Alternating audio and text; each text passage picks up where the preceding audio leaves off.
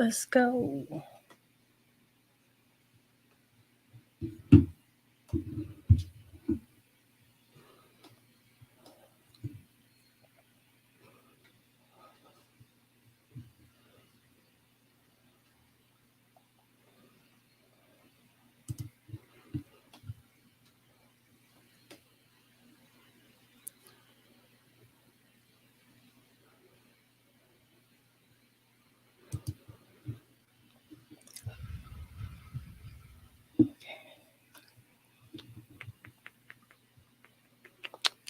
All right. All right. All right. All right. Whew. I wanted just to let you guys know I am very nervous here this morning.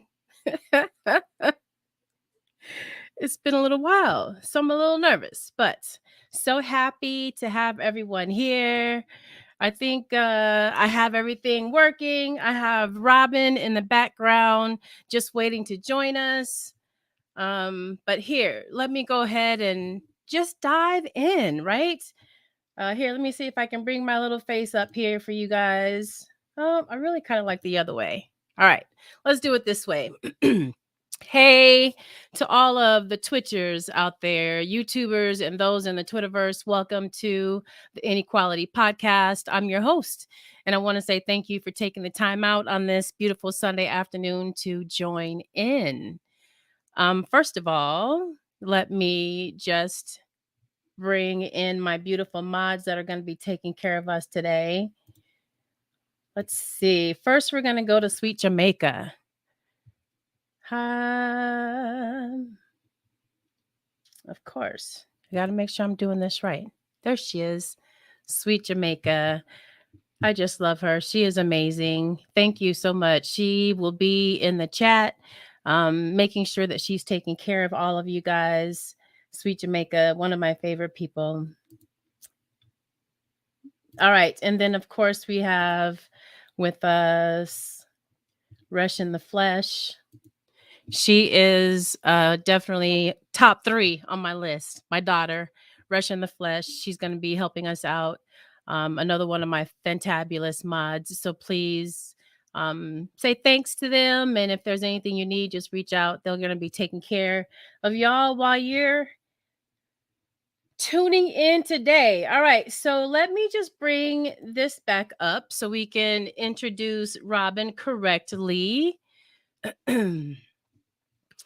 Again, welcome. Feel free to join in the conversation in the chat, ask questions, leave comments. Please be sure that you highlight your comments or questions if you would like Robyne to answer specifically. All right. Also know that your participation in the chat is not mandatory. Hang out, listen while you're taking care of other business. Multitasking is definitely supported around here. All right. So good morning. It's Grafton. Thank you so much for coming in and hanging out with us today. I appreciate your support. Sit back and enjoy this wonderful conversation that we have coming today. All right. Again, it's Twana's Twitch. This is the Inequality Podcast, that space between inequality where we aim to be a voice for you. Our mission is to provide the space to learn, grow, shift our perspectives, share ideas, learn from one another, and challenge social norms in a positive way. We will work to move from having the conversation to effective action, disrupting the complacency that we have towards inequality in the richest country in the world.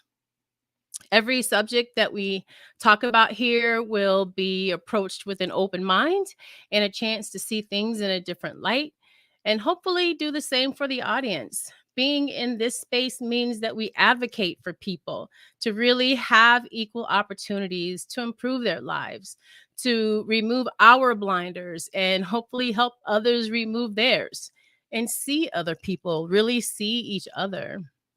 Recognize that everyone wants and deserves the same things in life, and that includes living in neighborhoods that are safe and free from crime, thriving, not just surviving. So here we are. Before I bring Robyne in, there is something else that I wanted to talk about. I am participating in Beats for a Cure this year. So honored to be a part of this wonderful um, outreach, funding outreach, information outreach, just to share stories about survivors and thrivers from breast cancer. So, for Breast Cancer Awareness Week, I have coming on my entire team, my care team that's been taking really, really, really good care of me since my diagnosis. And I also have um, other survivors. I have, women who, someone who's just getting ready to go through this whole process, and allies and family members of people who have gone through breast cancer as well. So hopefully you guys can join me next week, Tuesday, 4 o'clock p.m. Eastern, I'm sorry, Pacific Standard Time, 7 p.m. Eastern. And just so you know, if you're on the show listening right now, you can donate right now to the cause. Here is the donation link. You'll also see it popping up in the chat as well as the show continues to go on. So if you can't join us on Tuesday, please share this information, copy the link, send it out to everyone. It is a fundraiser, so please help in any way that you possibly can. All right, so let's go ahead and bring Robyne into the conversation, even though I'm looking at her right now, she looks like she's sideways. So let's get her. All right, so I also need to just make sure that I have um my sound coming up here the way they need to be. 'Cause for some reason, I'm not hearing what I need to hear. Let's see. That's not it. Mm-mm. All right. So maybe I'll just have to. No, I know that's not going to happen. All right, Robyne, I know you can see me. I'm not sure if you can hear me. So just give me a minute here to. First, we're going to change this. Let's change the way we can see. All right, now I still do not see you. Let's get you back. Oh. All right, Robyne. All right, here we go. Now, I think that's set up correctly, but I still see you sideways, and I have to get this sound going. Without the sound, we are not going to do very well today. All right. Let's see if that works. Nope, I don't think so. And Robyne, I'm not hearing you, and you're still sideways. Can you hear me?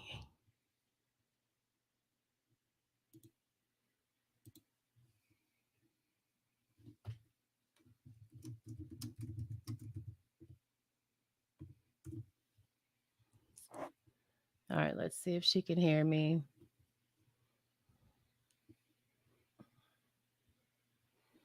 Until it's been a little while since I've done this, y'all, but we're going to get it right.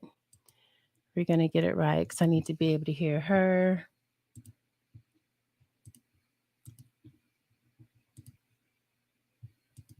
And I need to be able to hear. All right. So Robyne, I can't tell if you can hear me or not.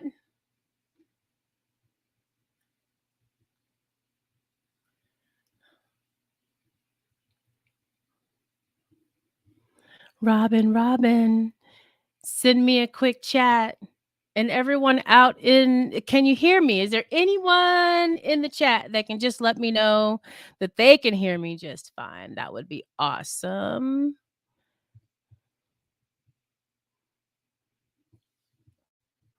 All right, so let me do properties here. And the properties here.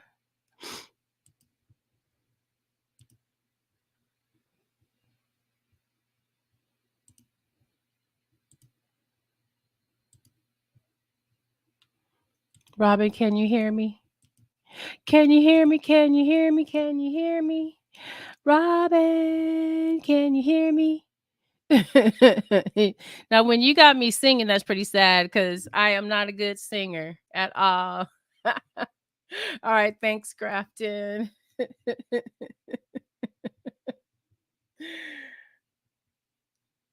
All right, Robin.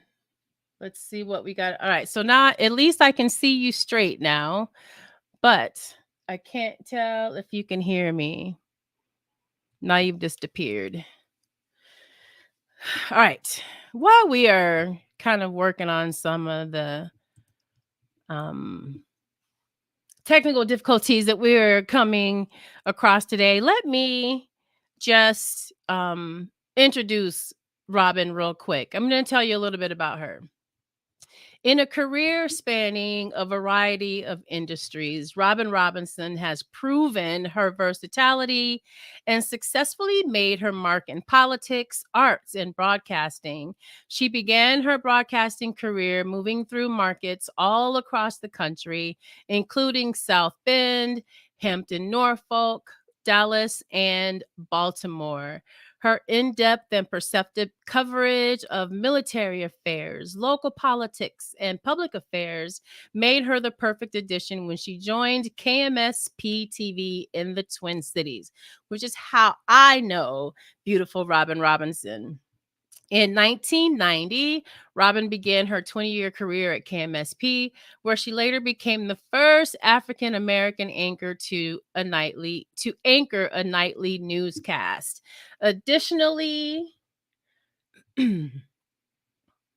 Additionally, Robin produced and host an award-winning nightly arts segment recognized by the BBC and Variety. Her additional broadcasting honors include Minneapolis NAACP Industry Award for Outstanding Contributions to Broadcasting, the Mass Media Award from the National Conference of Christian and Jews, as well as 2 Upper Midwest Emmys for Best Anchor. All right, let me see if I can get her back on while we finish reading her information. Ho, ho, ho. All right, Robin, are you able to hear me, young lady?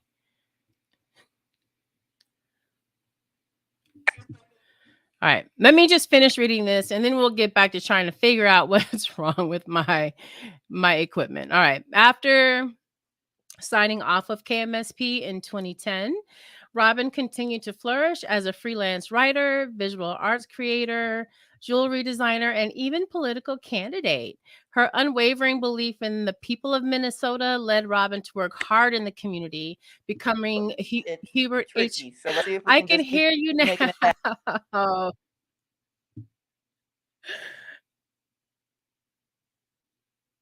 Okay, we'll see if we can just keep making it happen, but I can hear you now. So you are in and out, but I can hear you. All right. So, like I said, she became a Hubert H. Humphrey Public Policy Fellow at the University of Minnesota.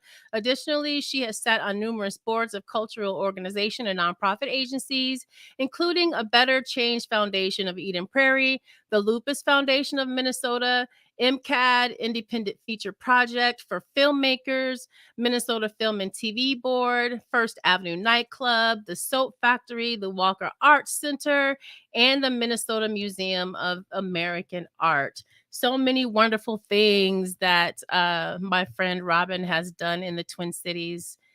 And I am so honored to have you here, Robin. Let's see if we can get it working here.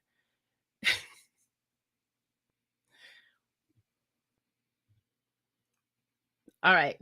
Can you hear me? I guess we need to work on getting some better service for you in New Mexico.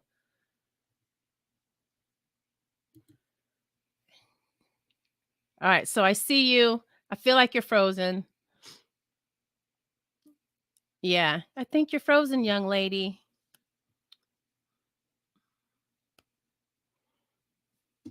All right, I don't know if you can hear me through all of this, but try to just back out and start over.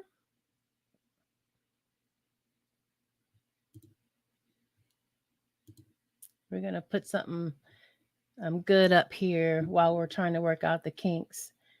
Robin, you are frozen. Let me see. I'm going to send you a text message.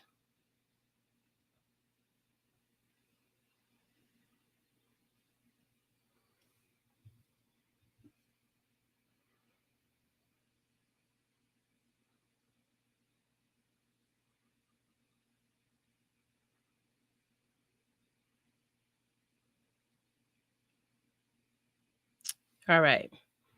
So we're going to see if I can get her to back out, come back in again. Her lovely face has disappeared. So let's see if we can get her back in. I just want to, it's been a while since I've been here with you.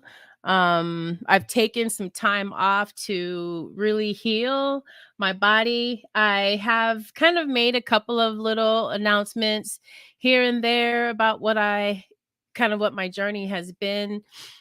But since we're having, kind of some technical difficulties, let me just take a minute to kind of let you know what's been happening with me. So, back in July, I was diagnosed with breast cancer. And that was after, my valley fever diagnosis in April, May. So, it's definitely been a trying year for my health this year, but I'm still very grateful that I am alive. So my lump was found by my nurse practitioner just during my regular, you know, wellness exam. So, my first step onto the soapbox right now is going to be take advantage of those wellness exams. Go every year, get done whatever you can get that's included in your insurance that you don't have to pay for. Get that wellness exam because that's how my lump was found. Thank goodness my nurse practitioner has been working on me for the last 4 or 5 years now. So she probably knows my body better than I do. So definitely find someone that you can trust, that you can go to and share your health and wellness journey with. That's kind of how I had to look at the person that I go to on a regular basis about my health. I personally got away from doctors and nurse practitioners. She is just more in tune with what I need. She's not rushing me out of the, exam room. She cares about, me actually living a healthy life. So I really appreciate Stephanie Piercy from the bottom of my heart for finding that. So after that, everything went really fast. Mammograms with contrast, finding the lump, doing the biopsy, and then actually getting the surgery to remove my breast tissue. And I did decide because I'm seeing Robin. I'm seeing her. Let me bring her in because I want to see if we can get her in. I can always talk about this stuff later. You guys are here for Robin and not me. Okay, Robin, I'm hearing I'm hearing something. I don't know if it's me or you. All right, Robin, can you hear me?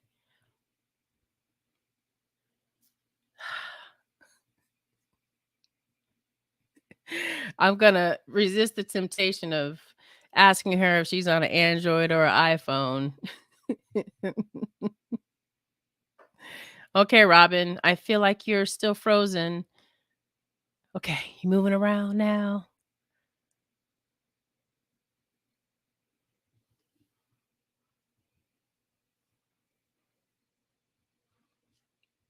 Oh, I went to the wrong place. All right, Robin. I'm gonna call you just really quick and see what we can do to make any changes here. Oh, all right. So straight to voicemail, but you're frozen on my end, Robin, and I'm not even sure that I can even hear you.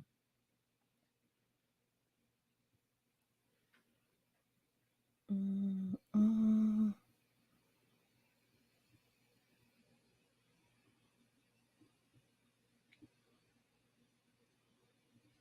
All right. So while we're still trying to work the bugs out here, let me just finish telling you what's been going on. All right. So I had my first surgery on September 8th, and I still had a couple of shows after that because I had them, scheduled, and I didn't want to cancel last minute. So, against the advice of all of my friends and family who told me to sit my butt down and not worry about this show, I still went ahead and took care of the shows I did have scheduled, but I have not been on since then. Okay, Robin. Um, but after that, there was a lot of healing. That first surgery is very painful. There's a lot of things that happened that I didn't even realize was going to happen, and the pain was a little bit more intense than I even thought it was going to be. So I ended up developing an infection, and last week ended up in the hospital again. So after the first surgery, they put in tissue expanders. Oh, and she cannot hear me at all. So they put in tissue expanders just to make sure that they're leaving the space for the implants, or originally I was going to do flap surgery. So I was just getting my breast expanded every week, which is all right. She's going to try. Hope she's going to try again. Let me just make sure.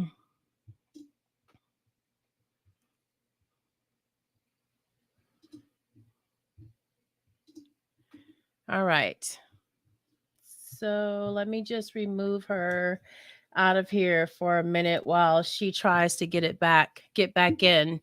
All right, so they had the tissue expanders in, like I said, just to make sure that my skin would still be pliable and able to receive the implants or my natural stuff with the flap surgery, which is really how I planned to originally go before everything else happened. So I developed a infection behind that tissue expander, and it just swole up twice the size of the other breast. I ended up having to go into the emergency room, get on these really, really harsh antibiotics. But at first, we thought we were going to have to start all over again. Hi, Papa Rudy. Hi, DJ T Rail. What's up? Thank y'all for stopping in and joining me today. We're having some technical difficulties. We're waiting for our special guest to get in with some good hopefully on a good network. But in the meantime, I've just kind of been sharing what's been going on with me the last month or so. Um, like I said, I ended up back in the hospital, had an infection. We were able to not have to start over from the beginning, but we did move up my reconstruction surgery 3 months. I was not really planning on doing the second surgery until January, but ended up having that surgery on October 10th. So my body's kind of gone through it the last couple of months, two major surgeries in the same area. And so I just decided to take some time off. I had to realize everything that I have been going through, and just had to sit down for a minute and recover. So this is my first week back in a very long time. And in light of all of this that I have gone through, I do have the opportunity to participate in the Beats for a Cure fundraiser and breast cancer awareness event that DJ D-Man does every year. This year, he opened it up to streamers. I believe this is the first time that it hasn't been an all DJ event. So I am so excited to be able to come on and share my story. And it's not only that, but bring in my team. Dr. Davis, Dr. Turin, and Dr. Singavi are my care team, my breast cancer surgeon, my plastic surgeon, and my oncologist. And they have been gracious enough to set the time aside in their very busy schedules to come on and really talk about breast cancer, the inequalities in survival rates and access to treatment. And then I have some friends and survivors who are coming on to talk about their journey and to share with us how it feels to be that person that supports someone as they're going through this journey as well. So I hope you guys can make it. All right, I see Robyne over here, and she's actually moving. Let me add her. Let's see. Can you hear me, Robyne? I can hear you. I'm dancing. I'm dancing. I'm dancing. That is so funny. I have no idea. I'm up here in the mountains, and depending on what it is, the reception can always be bad. So I tried about three different types of technology, and the third one's the charm. Third one is the charm. Awesome. All right. So now I'm going to get my stuff together over here to make sure that we don't have any um what do you call it? Feedback and all that kind of stuff. So when you're Okay. talking, I'm going to just mute my mic and then we'll get it together. So let me bring your so I don't know if you had the opportunity to listen as I introduced you as you were going through all that. I went ahead and just talked about your journey through Minneapolis and what you did there as far as being the first black news anchor. But I did want to just start by asking you what has been or what is your favorite part of this week? Like the favorite thing that happened to you this week? Um, life is good. I don't. I'm also a big believer in jinxing things. It's just been a very, very good week. Uh, I would have to say that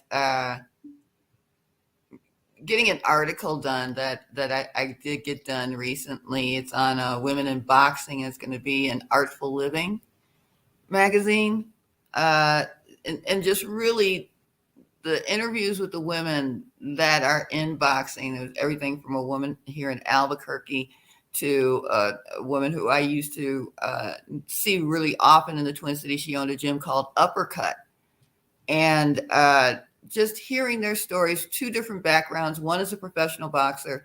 One was always interested in fighting and owned her own gym, but has recently transitioned into Golden Gloves. So she's in amateur boxing, and they're very, Great. very different in many, many ways. And so just really understanding why they do it, why they want to box, uh, what it means to them in terms of a sisterhood in a way, because many times women who box that they may fight each other as well as train with each other because there's so few women in boxing, professional boxing, let me say, that sometimes they have to fight each other and they're friends outside of Yeah. the ring as well. With the amateur boxing, there's still a lot of sexism. uh, the fight that Lisa has is just probably insurmountable, trying to get the profession to change, to accept more women. And being in the upper Midwest, she's seeing a lot of women joining the amateur boxing fighters because there's a very large Native American indigenous population in the upper Midwest. Yeah. And we have all heard the stories about how the Yeah. missing and murdered women is just epidemic. And so a lot of Native women are turning to boxing to protect themselves. And so it was a Interesting. fascinating story and fascinating interview. So yeah, I'm glad I got it done, and it should be in the winter issue of the magazine. Awesome. Well, in the chat, there will be links to that publication because you sent that to me. There's a link to your jewelry company in there. But there's also one thing that I just wanted to play real quick because you didn't really get to hear everything Okay. that Yeah. I said about your bio. So I Yeah. found this wonderful article on when you were inducted into the Broadcasters Hall of Oh Fame. Lord. Okay. A so surprise. so I just want to play that real quick because I thought it was just an amazing story. All right, so here we go. Hopefully you can see it here. And here we go. I'm gonna mute us real quick.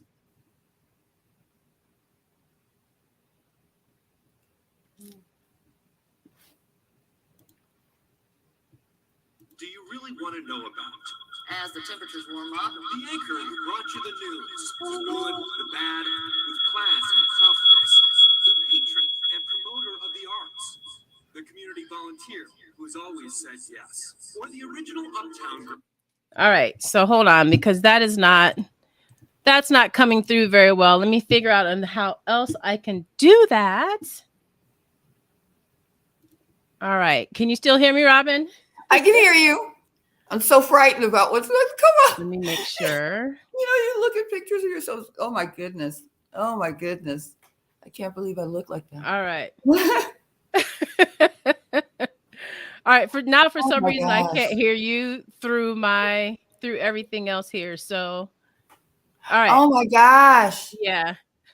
Oh I my wish we could gosh. I wish we could hear it. I'm gonna have a link for this interview in um the chat, of course. Of course, I can't figure out how to do it without the echo, but I do want people to know that this is in the chat. You'll be able to watch this amazing interview with an amazing woman who did really awesome things here in Minnesota. Talk a little bit Do you know about. how long ago that was? I mean, it's just kind of a shock to even see yourself on camera after almost 12 years, of That not was being your on. job every day, Robyne, to be on camera. It's a very different thing when you step back away from it and look at it. You can be out there every night. Oh my goodness. You can be out there every night and do it because you're in an enclosed studio. You have a finite number of people who are in the room with you. And you don't really think about it going out into homes or what effect it has on people until they come up and they start talking to you or you start seeing these videos. And, then it comes back to you kind of in a rush, all these different things, and you're thinking about all these different experiences and emotions that you had at the time. And yeah, it's a weird thing. Well, there's also your interview with Prince and his wife at the time, my Tai, right? My Tai. I Might never. say they're two different interviews. Yeah. Yeah, two different interviews, but those are also going to come up in the chat for people. This woman right here had the opportunity to interview Prince, which not everyone gets the chance to do. Robyne, can you just talk about that experience and how you got that opportunity to do that? Well, I think it was just really kind of fortunate and meant to be. I believed in working very hard and doing my job. And, it means coming into contact with a lot of different people. And you have to nurture those relationships and you really have to be present and give of yourself. So by the time the Prince interview came around, I had already started The Buzz, which was our nightly arts and entertainment segment that we did at Channel 9. And by that time, it had really started to get some traction and some following, particularly from the people in the arts and music community. And we had done a number of interviews with different bands. And by that time, I had started making friends with a lot of folks that were uh, stylists and techs and, backup singers, backup performers. And I started making friends with a lot of the folks that were in Prince's entourage. At the time, I was also seeing one of the people in Prince's backup band, Tommy Barbarella. So it was kind of a natural that we'd all be in each other's company for events or for just hanging out. And I started to know some of the ladies. Women do everything together. Some of the ladies behind the scenes in Prince's entourage. And it was folks like Sherry Hart and Stefan Brunner, Gwen Leeds, who was there from the very beginning. And one night, the girls all said, "We're going out. My Tay's taking us out." And so we went down to South Beach, which was a big club at the time in the Twin Cities. And so, got the limo. We're all in the car. We're feeling glamorous. We're down to South Beach, did our thing. And then afterwards, we went to a restaurant Uptown. And Mai Tai makes this big announcement. She's like, "Guess what? Prince is going to let me have my own dance company. And it's going to be all to his music. It's going to be incredible. And then she turns and looks at me. She goes, do you want to do a story on it? And I said, of course, yeah. And Right? so I don't think either of us, Maite or myself, really knew what that actually meant. And so, we planned for it. And so the following Monday or Tuesday of that week, I went out to Paisley Park, and she wouldn't sit down for the interview. I mean, she's dancing with her dancers. She's talking to production people. I'm trying to figure out, you called me out here. What am I doing here? You're not going to talk to me. We were there like an hour, and she would not come near me. Okay. And I'm like, okay, I see what's happening here. And so Jackie Thompson, who was Prince's right hand at the time, comes over and says she doesn't want to do it. And, I think sometimes instinct just kind of takes over, and I was like, I'm not leaving here without this interview. You promised me an interview. I got to have an interview, Right. I got people back at the station waiting for this interview. So I think a lot of things were running through her mind. And at the time, I think it was the battle between Prince and CJ, who's a gossip columnist in the Twin Cities. Oh, I remember her. You remember CJ? Okay. Of course. So she had been writing about their loss of their child, Gregory, and they were just very skittish. They wanted to do the press, but then at the same time, they didn't want to be asked questions about losing their child. It was very sensitive, Yeah. and CJ just made it worse, basically. So I realized all the things that was going on with her. And so I just said to Jackie, I said, can I talk to her for just a minute, just privately? And so I stepped aside and I said, listen, it's not that kind of interview. This isn't a gotcha. This isn't, and I'm going to be honest, I told her, I said, this isn't what color underwear you wear when you're with your dude. It's not that kind of interview. This is an opportunity for you, Maite, to separate yourself from him and be known for what you do. Yeah. You're an amazing dancer. Awesome. This is Right. your moment, Yeah. And she thought about it for a second, and then she sat down. She was ready. What I didn't know, and I found out much later, Paisley Park, the production studios have catwalks and all kinds of stuff up there for the lighting rigs and whatnot. Prince was standing up there. What? He listened to the whole thing. Everything, the whole interview. Little booger. I mean, honestly, dude controlled his world. Nothing was getting out of that building. He didn't want to hear. So we get the tape back to the station, and the show was coming on Friday, and we've been editing, making sure that it was beautiful. And the phone rings, and it's Paisley Park. And they're like, we'd like to see a copy before it hits the air. And I said, and again, instinct kicks in, because I knew that Prince, one, is litigious. Two, that tape wouldn't hit the air if he didn't like it. Absolutely. Nothing was going. And this is my show. I had an hour-long show. We've been promoting it all week. There's no way I'm letting him see this show before 8:00, right? It's not going to happen. So, the Chicago in me just told him, oh, you didn't get the tape? We sent it out there. I had a courier send it out there. It didn't get there? Oh, I'm sorry. Something must have happened. Friday is a very busy day. Let me find out what happened to it, and, I'll call you back. Wasn't calling you back. They must have called back 3 times. And each time I was like, I don't know what happened. I really don't know what happened.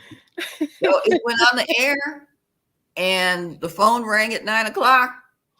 And they said, Prince would like you to come out to Paisley Park tonight. And I sat there for a minute, like, well, I guess my career is over.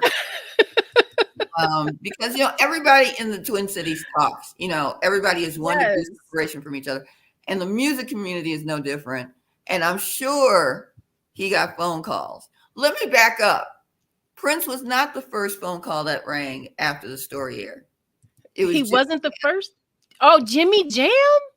Jimmy called. And Jimmy just straight, Robyne, I would like for you to do an interview with my wife. And I wanted to tell him, no, it's not like that. No, this woman dances, So anyway, it's like, okay, sure. I mean, it's an opportunity to get Jimmy Tam on camera. So yeah, I'm going to say yes. So I told him yes. But I go out to Paisley Park and they made me sit in the lobby by myself, no lights Yes, on, the Prince. The Prince. no lights. Someone's in the chat talking about like the Prince. Yes, Robyne Robinson was the first Black news anchor in the Twin Cities in Minneapolis. And as big as Minneapolis wants to think they are, as far as we're That's a the truth. small town. We're a small community between Minneapolis and St. Paul. We know each other. Everyone knows one another. Everyone knows You each grew up knowing Prince is Roger. He was not Prince. Exactly. So yes. Or that strange nickname they had for him. I can't remember what it is right now. But, everybody knew each other. It was either a cousin or a brother or a friend, everybody. So they had me come out. I sat there, honestly, I really did think that my career was over, honestly. I mean, because everybody is like 5 seconds from each other, you knew that the gossip would go around. Nobody else would do an interview with you. It was just done. So I'm sitting there in the dark, and all of a sudden I hear these little dog, tick, tick, tick on the linoleum floor. I could hear all these dogs barking. And then I could hear heels clicking. And it was Maite, and she's running down the hallway. And she's excited, and she's like, oh my God, I'm so excited. I'm going to send this to my family in Florida. I'm going to send this to my friends in Germany. And she was so excited. And then all of a sudden I hear tick, tick, tick, slower tick coming down the hall. Oh, the other heels. The other heels. And he walks up to me, and he sticks out his hand. He shakes it, and he goes, you were fair to my wife. And I was like, dude, I have no reason to be unfair to you or your wife ever. That's awesome. That was his concern, though. I was thinking that was going another direction. Well, that he loved Maite. I mean, and so, he didn't want to see her hurt. And so I wanted him to know, I would never hurt you ever. And so that's when he said, you want to do an interview with me? And I was like, yeah. So, I'm trying to be cool. Yeah. Let me think about that. I really just wanted to interview your wife. I never thought it would turn into an interview with you. I really didn't. But, again, it wasn't my place to ask them about a grievous loss that had been exploited already in the media. Yeah. And again, the Twin Cities will shut you down in 5 seconds. So I had seen segments that we did in the news where people were horrified about the whole gotcha kind of interview. Yeah. Politicians, businessmen, they stopped talking. So, they would tell each other, and then they would go, oh, well, don't talk to Channel 9 because they do that gotcha stuff. Yes. So you really had to think about how you got interviews with people. You had to win over people for the people to say, yeah, she's okay, for them to even talk to you. I mean, on the flip side, we also covered a lot of gang summits and the murders of kids in our community. And there were a lot of people that hated the media at that time. We're talking about the early 90s. A lot of people hated the media. Yeah. And so it took a lot for me to win over the community, since they didn't trust the media anyway. And oftentimes Black people in corporate media are not seen as welcome in the community. Yeah. So you're getting it from both sides. The people in the office don't want to cover the stories that you are trying to bring them. People in the community don't want you in the community because they don't trust you. So it took a lot to really win people over. And that meant I had to be a part of the community always. And you were. And I think there's a lot of people in media that they're just trying to get to the next level. They're trying to get to LA or Houston or Chicago, or they want to be on the network. They want to be on CNN or NBC or whatever. And so they don't really think about the communities that they're in and working in. And to me, it was never about that next level brass ring. It was always about the community first. Because if you have the love of the community, you won't go anywhere. They'll think twice about firing you. You know? Absolutely. And I kind of knew that. So That's awesome. That's awesome. So, that was just one of the personal things that I wanted to talk about because, like I said, not everybody gets that opportunity in their lifetime to interview Prince and his wife for that matter. But let's just back up a little bit and talk about young Robyne. Like, what was your path even getting to journalism and becoming that first Black, network star in a town that probably wasn't very welcoming despite the Minnesota nice that we think is there? well, I was very singular minded as a kid. And my parents were very active in the community. My mother was an activist, community activist. My father was an alderman or a city council person. And that meant really being in touch with the people that are around you and representing them. My father always believed you keep your foot wedged in the door. Even though they don't want you there, you keep your foot wedged there because it's not so much about what you do. It's being able to allow people behind you to get through. So, it was always instilled in us. One, Robinsons never give up, and that whatever you have, you share with everyone because we don't get these opportunities often. So even as a kid, growing up, when I grew up, the only Black women that you saw on your television sang and danced. The only Black women that you saw on your television, weren't showing you pictures of Barbara Jordan, or they occasionally showed you pictures of Shirley Chisholm, but you didn't get to see Black women every night on your TV screen unless they were singing and dancing. Yes, and I fell in love with Barbara Jordan. You just excited me mentioning her name because I just always feel like she's that voice that's forgotten. Barbara Jordan, I loved her. Anyway, that sister should have been president. Oh yes, she should have been president. She was an orator. She was so larger than life. This sister was a titan, and I didn't see that regularly. What I saw was Lola Falana, no knocks against Lola Falana, and Diane Carroll. Yep. And while these sisters were representing her, Diane Carroll was the first Black woman to have her own TV show at night, primetime show. Lola Falana broke the color barriers in Las Vegas. Can't hate on those sisters. Can't. Yep. But it's not what I needed. Right. It's not what I needed. So I turned on the TV at night and got to see Carol Simpson, who was badass on TV. For those of you who don't know who Carol Simpson is, she was the weekend anchor on ABC News. And ABC News at the time had a production value that was really grandiose. It would start from the back of the room low. And so you could see the anchor on the desk looking at their papers, and then the announcer would come on and say, it's the news with Carol Simpson. And it would swoop in, like rush into the desk, and then all of a sudden, bam, here's Carol Simpson. And she was amazing.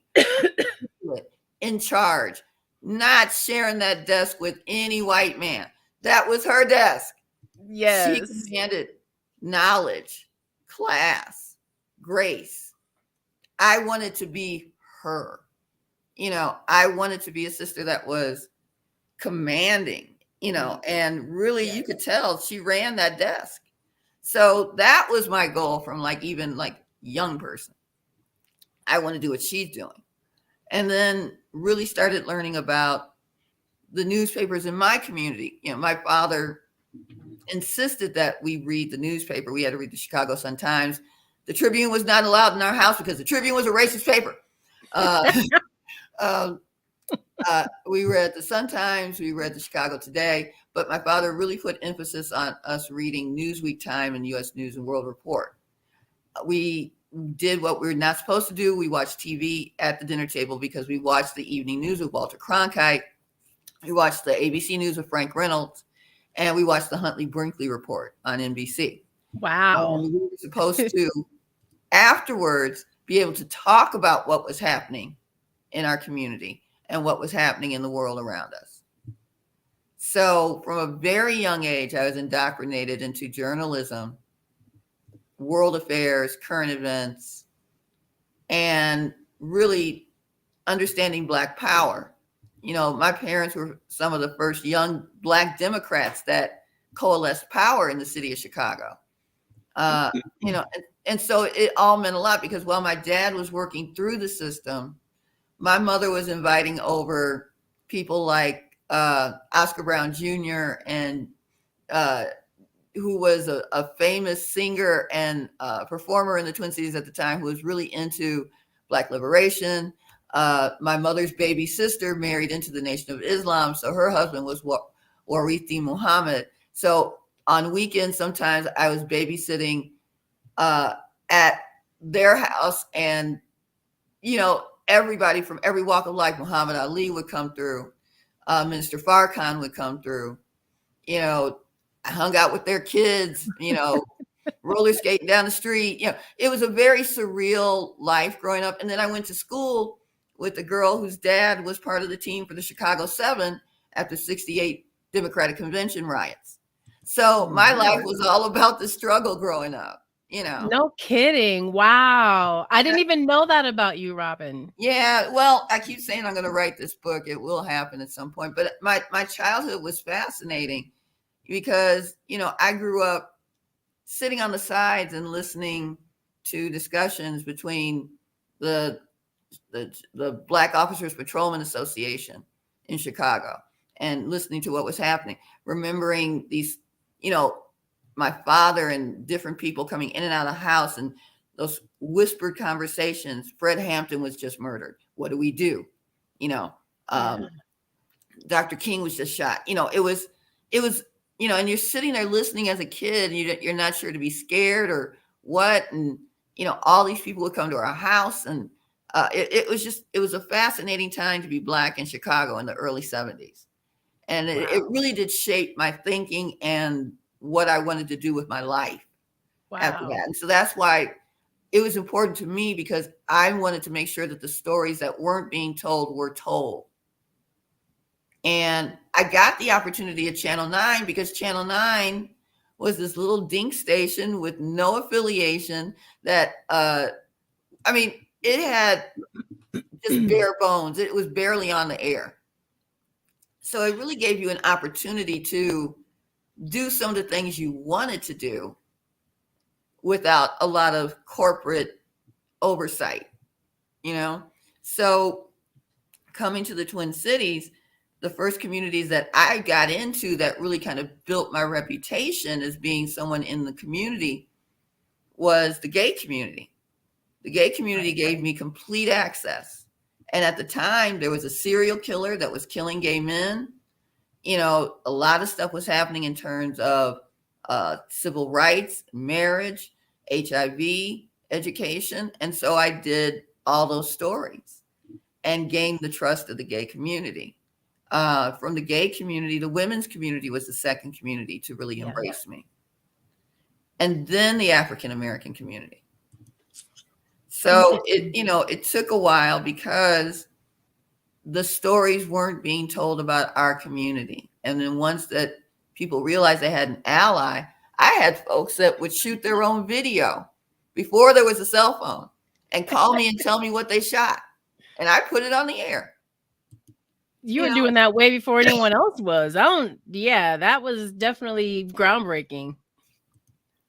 I feel very fortunate that people felt that they could trust me.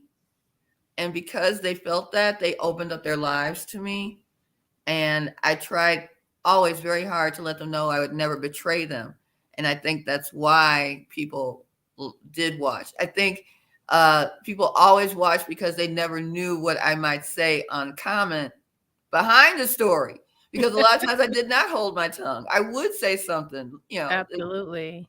And I think people found that refreshing from a news anchor. A lot of it was just because, honestly, I knew my worth. And that goes back to our conversation about inequality. I knew my worth.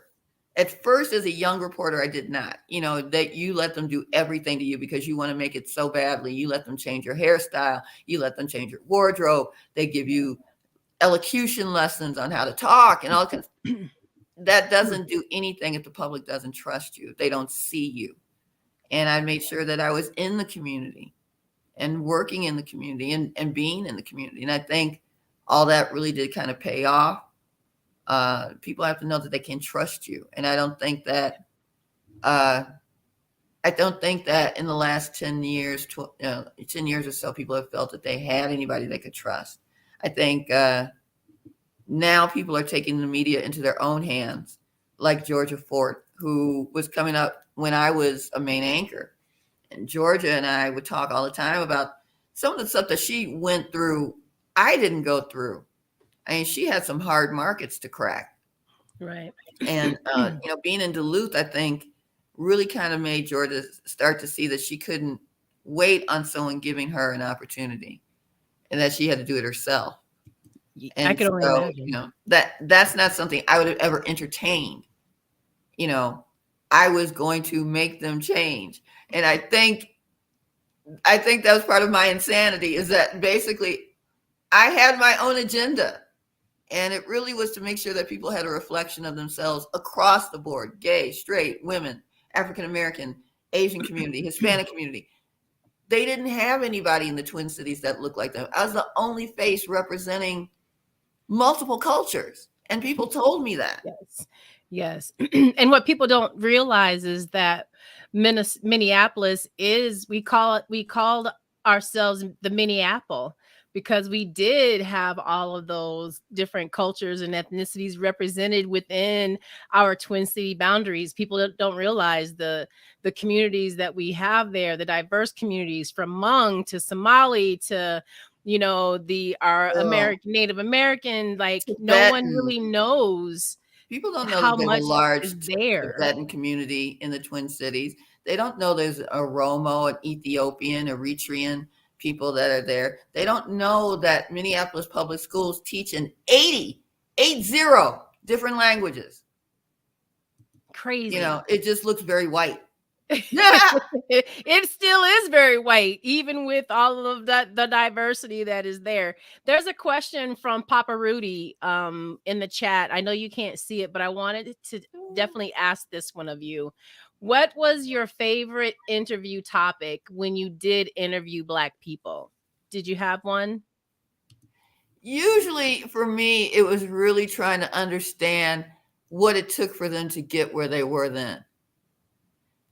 Because I think a lot of times people have no idea the sacrifices and the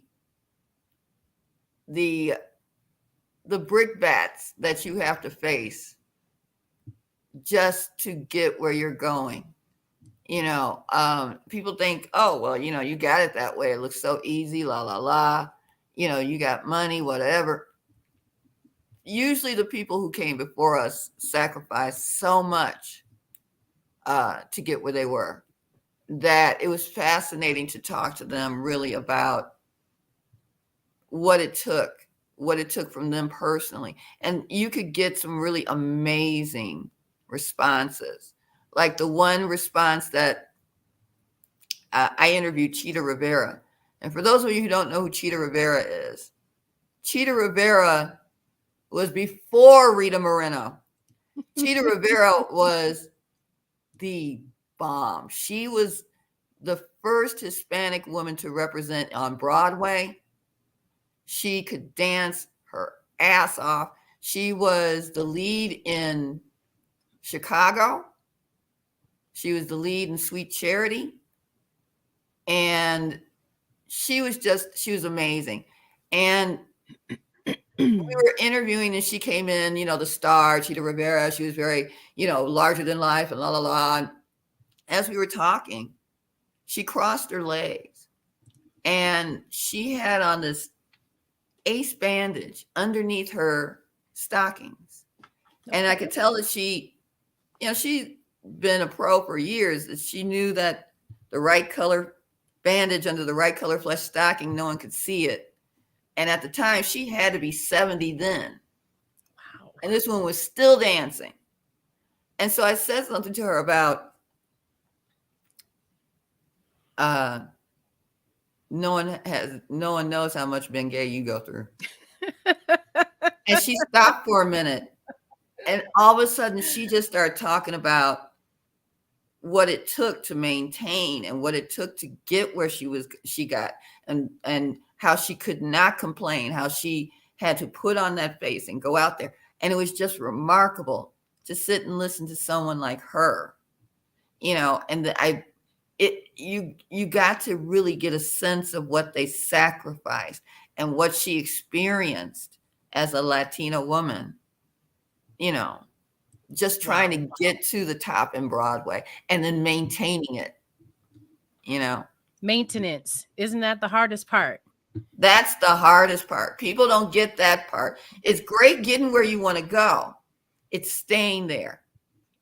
And I don't think people really understand what that takes. Sometimes you're staying because even though you don't want to, but because you have to. Yeah. And that's I think something that's really difficult. People don't really understand sometimes, the sacrifice that you make in order so people can see themselves and have a dream bigger than what you dream. Yeah, absolutely. Boy, I feel like we're probably going to have a part 2 because we're already an hour We through, and are, and we haven't really even gotten into, because one of the biggest things that we do talk about is our love for our city of Minneapolis and the struggles that we both had, albeit different paths. You very publicly, on TV, charting your course as an entrepreneur with your beautiful jewelry line, and then like this amazing new life that I've seen, that I'm getting to know more as an arts activist, and how art touches all of us in so many ways that we don't even think about or dream about. And I just want to talk about how you got to even getting to that part of your life. Tell us Okay, we're about gonna have that. to have a part 2, definitely. And it's terrible about the glitches, but let's just start it so people can think about part 2. But part 2 really comes from knowing yourself and being able to accept creative change in your life. I think a lot of times people, they say, okay, I'm going to go and be a school teacher. Boom. Okay. Well, what's next? What else? There's so much that we have inside of ourselves that we don't test ourselves, and we don't try to get out there and really explore all the different facets of ourselves. And I think that's a great way to talk about part 2, because part 2 is really knowing what I always call knowing when it's time to knowing when it's time to leave the party. You don't want to be the old lady at the party. It's time for you to go do something different. So that's really what it is. Time to make a change, time to do something different. Know when it's time to leave the party. Do not be the old lady at the bar. Don't be the old lady at the club. You got to do something else. Especially if you're the only one there. Maybe it's a little different if you got a couple of girls with you, but you definitely No, don't want to be the only one no, there. you are enabling. You're enabling when you're doing that. You're enabling. You're allowing people to just sit where they are. You must sometimes, as I say all the time, Twana, why are you looking in the rearview mirror when the windshield of the car is showing you what else is out there? Don't look in the Absolutely. rearview mirror. Look out the windshield. Absolutely.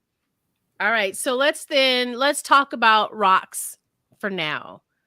Let's Okay. take this. Let's bite this elephant one thing at a time. So we've talked about journalism and all of the excitement that brought, even the pain of inequality within that field, and understanding how you connect with your audience is how that makes that experience as a journalist so much more interesting.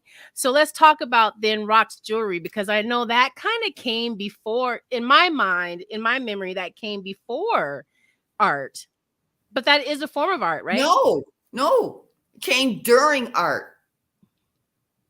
Okay, during art, because I had already started doing the buzz, boom, and then I felt I needed something else to fulfill me. So I opened an art gallery in Northeast. And while I was doing that, the bug for jewelry came back. My mother taught us to go make jewelry when we were kids. And really, that was just to help her, because they sent us off to these expensive schools. And then we'd come home and say, oh, Cheryl Schwartz is having a bat mitzvah, and Lisa Rubel is having a sweet 16, la, la, la. And she didn't want to go buy expensive presents because she didn't have the money. She was a school teacher. Right. So instead of saying, no, we don't have it, she would say, let's go make some jewelry. And so that's how the jewelry started when I was a kid. Wow. But when I had the gallery, I just started making some designs, and I put some of my gallery pieces in the gallery.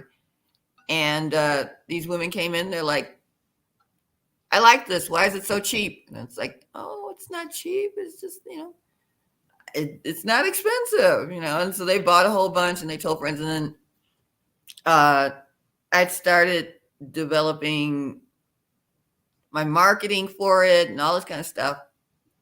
And I got a PR lady for a while. And then there was this big party for feeding for a homeless food shelf in town. And Sue Zellickson, do you remember? She was on CCO radio. She's the food critic. Yes. So Sue Zellickson was having this big party for a food shelter.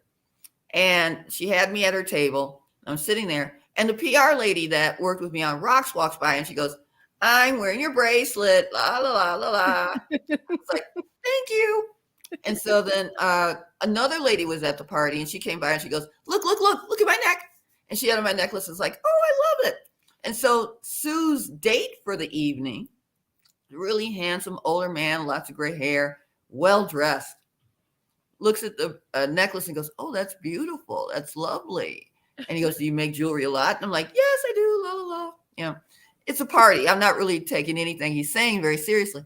So then about 20 minutes later, he says, would you have your jewelry in a boutique? And I said, oh, yeah, I've got them in a bunch of boutiques around town. And he's like, would you ever have it in a department store like Macy's? And I was like, I don't know. Macy's is okay. La, la, la, la, la. I'm just like running my mouth, right? And then Sue looks at me, this weird face, and she leans in and she goes, he's president of Macy's. So he was trying to earn your business. And yeah, I didn't realize. I mean, it was a party. I've been drinking. I didn't know what listening was doing. It was like, yeah, la, la, la. And so as soon as he said that, I was like, oh, well, yeah, I do Macy's. Sure. Absolutely. So that's how he wound up at Macy's. And so I was at Macy's for a few years. And then I decided I like more intimacy and people who are really serious about design and art. And so I started doing museums. And it was really quite an honor to be in the Studio Museum in Harlem. And a lot of people got to see it in New York at shows. And for a while, Fat Five Freddy was wearing my jewelry. Oh, really? Oh, yeah. Oh, my goodness. He and I were good friends for a long time. We still talk. I haven't been to New York in ages. But the day I had one of my shows, he comes strolling in and the crowd went nuts. And I was just like, see, you only came to my jewelry show to get publicity for you. You didn't come to buy any jewelry. Buy some of my jewelry. So he bought some jewelry. But yeah. It's not expensive. Your jewelry is very affordable. That's what I love about it. And I'm excited that you're ramping up again and we'll be able to buy online, because that's one of the biggest things that's changed since you started Rocks, right? Yeah, I was mostly in stores. I was all over the world. I was in Vietnam. I was in London. You name it. I was in a lot of different places. The Caribbean. But that's a lot of hard work. And online, I'm still trying to get my feet online. I haven't figured out that formula yet. But I think it helped a lot when I just did the American Craft Council show, which is a huge craft show in the United States. And they only ask about 150 people every year. So I feel really honored And then this year, the executive director bought one of my necklaces. So that's a huge boost. And it started generating some sales. So I'm hoping that we can do more online sales that way. That's awesome. That's awesome. I just want to take a minute. I feel like I need to take a break really fast and just talk again about the fundraiser for Beats for a Cure that starts on Tuesday on the 25th. Um and real quick, Chicken Wing Dooney, where can we find your jewelry online? If you do have a website, if you look in the chat, I have that information in there for Rock's Jewelry. The direct link to her website is in there. So just take a scroll through the chat and you'll be able to find the link for her website. Again, on Tuesday. Say that again, Robin. Men and women's jewelry and all different kinds, everything from gemstones to natural materials. Yes. And it's like art. Like the way you approach your jewelry making is just amazing because it is like art. No two pieces, as far as I can tell, are alike. No, not really. You know, I make multiples of some things, but even the multiples are different. You know, they don't all have the same stones or they don't have all the same charms, you know, but, you know, I don't make large quantities of a piece. It's like maybe 4 or 5 and then I'm done with it. And then move on to something else. Yeah. That's what I love about your jewelry. All right. So real quick, please help us. Please support our efforts for Beats for a Cure next week. My show is happening Tuesday at 7 p.m. Eastern and 4 p.m. Pacific. I have my entire care team is coming with me. My breast cancer surgeon, my plastic surgeon, my oncologist are all going to be with us. I have amazing survivors that are going to be on, as well as people who have just supported survivors. So it's going to be an awesome show. Please stop by on Tuesday and join me, especially because it's not my normal time, and just share the information too. For it's gonna be a lot of people that can't join us, but the point is we're raising funds. We are raising funds. All donations are tax deductible, and there's even some merch. Ooh, let me see if I can find the merch for you. You need some rocks for that. I need what now? You need some rocks for that. I have to send you some. Absolutely. All right, and Beats for a Cure, they also have their own merchandise. I'm hoping that I'll get my t-shirt before Tuesday. I did buy one, so I'm hoping to get it before I actually come on. All right, well, thank you for y'all for that little special break in the action. Now we're going to get back to you, Robin, because I feel like we have our most spirited conversations about inequality when we talk about arts and arts in our community specifically. So give us a little background on what that has looked like in, you know, your octopus like approach to your life and your endeavors.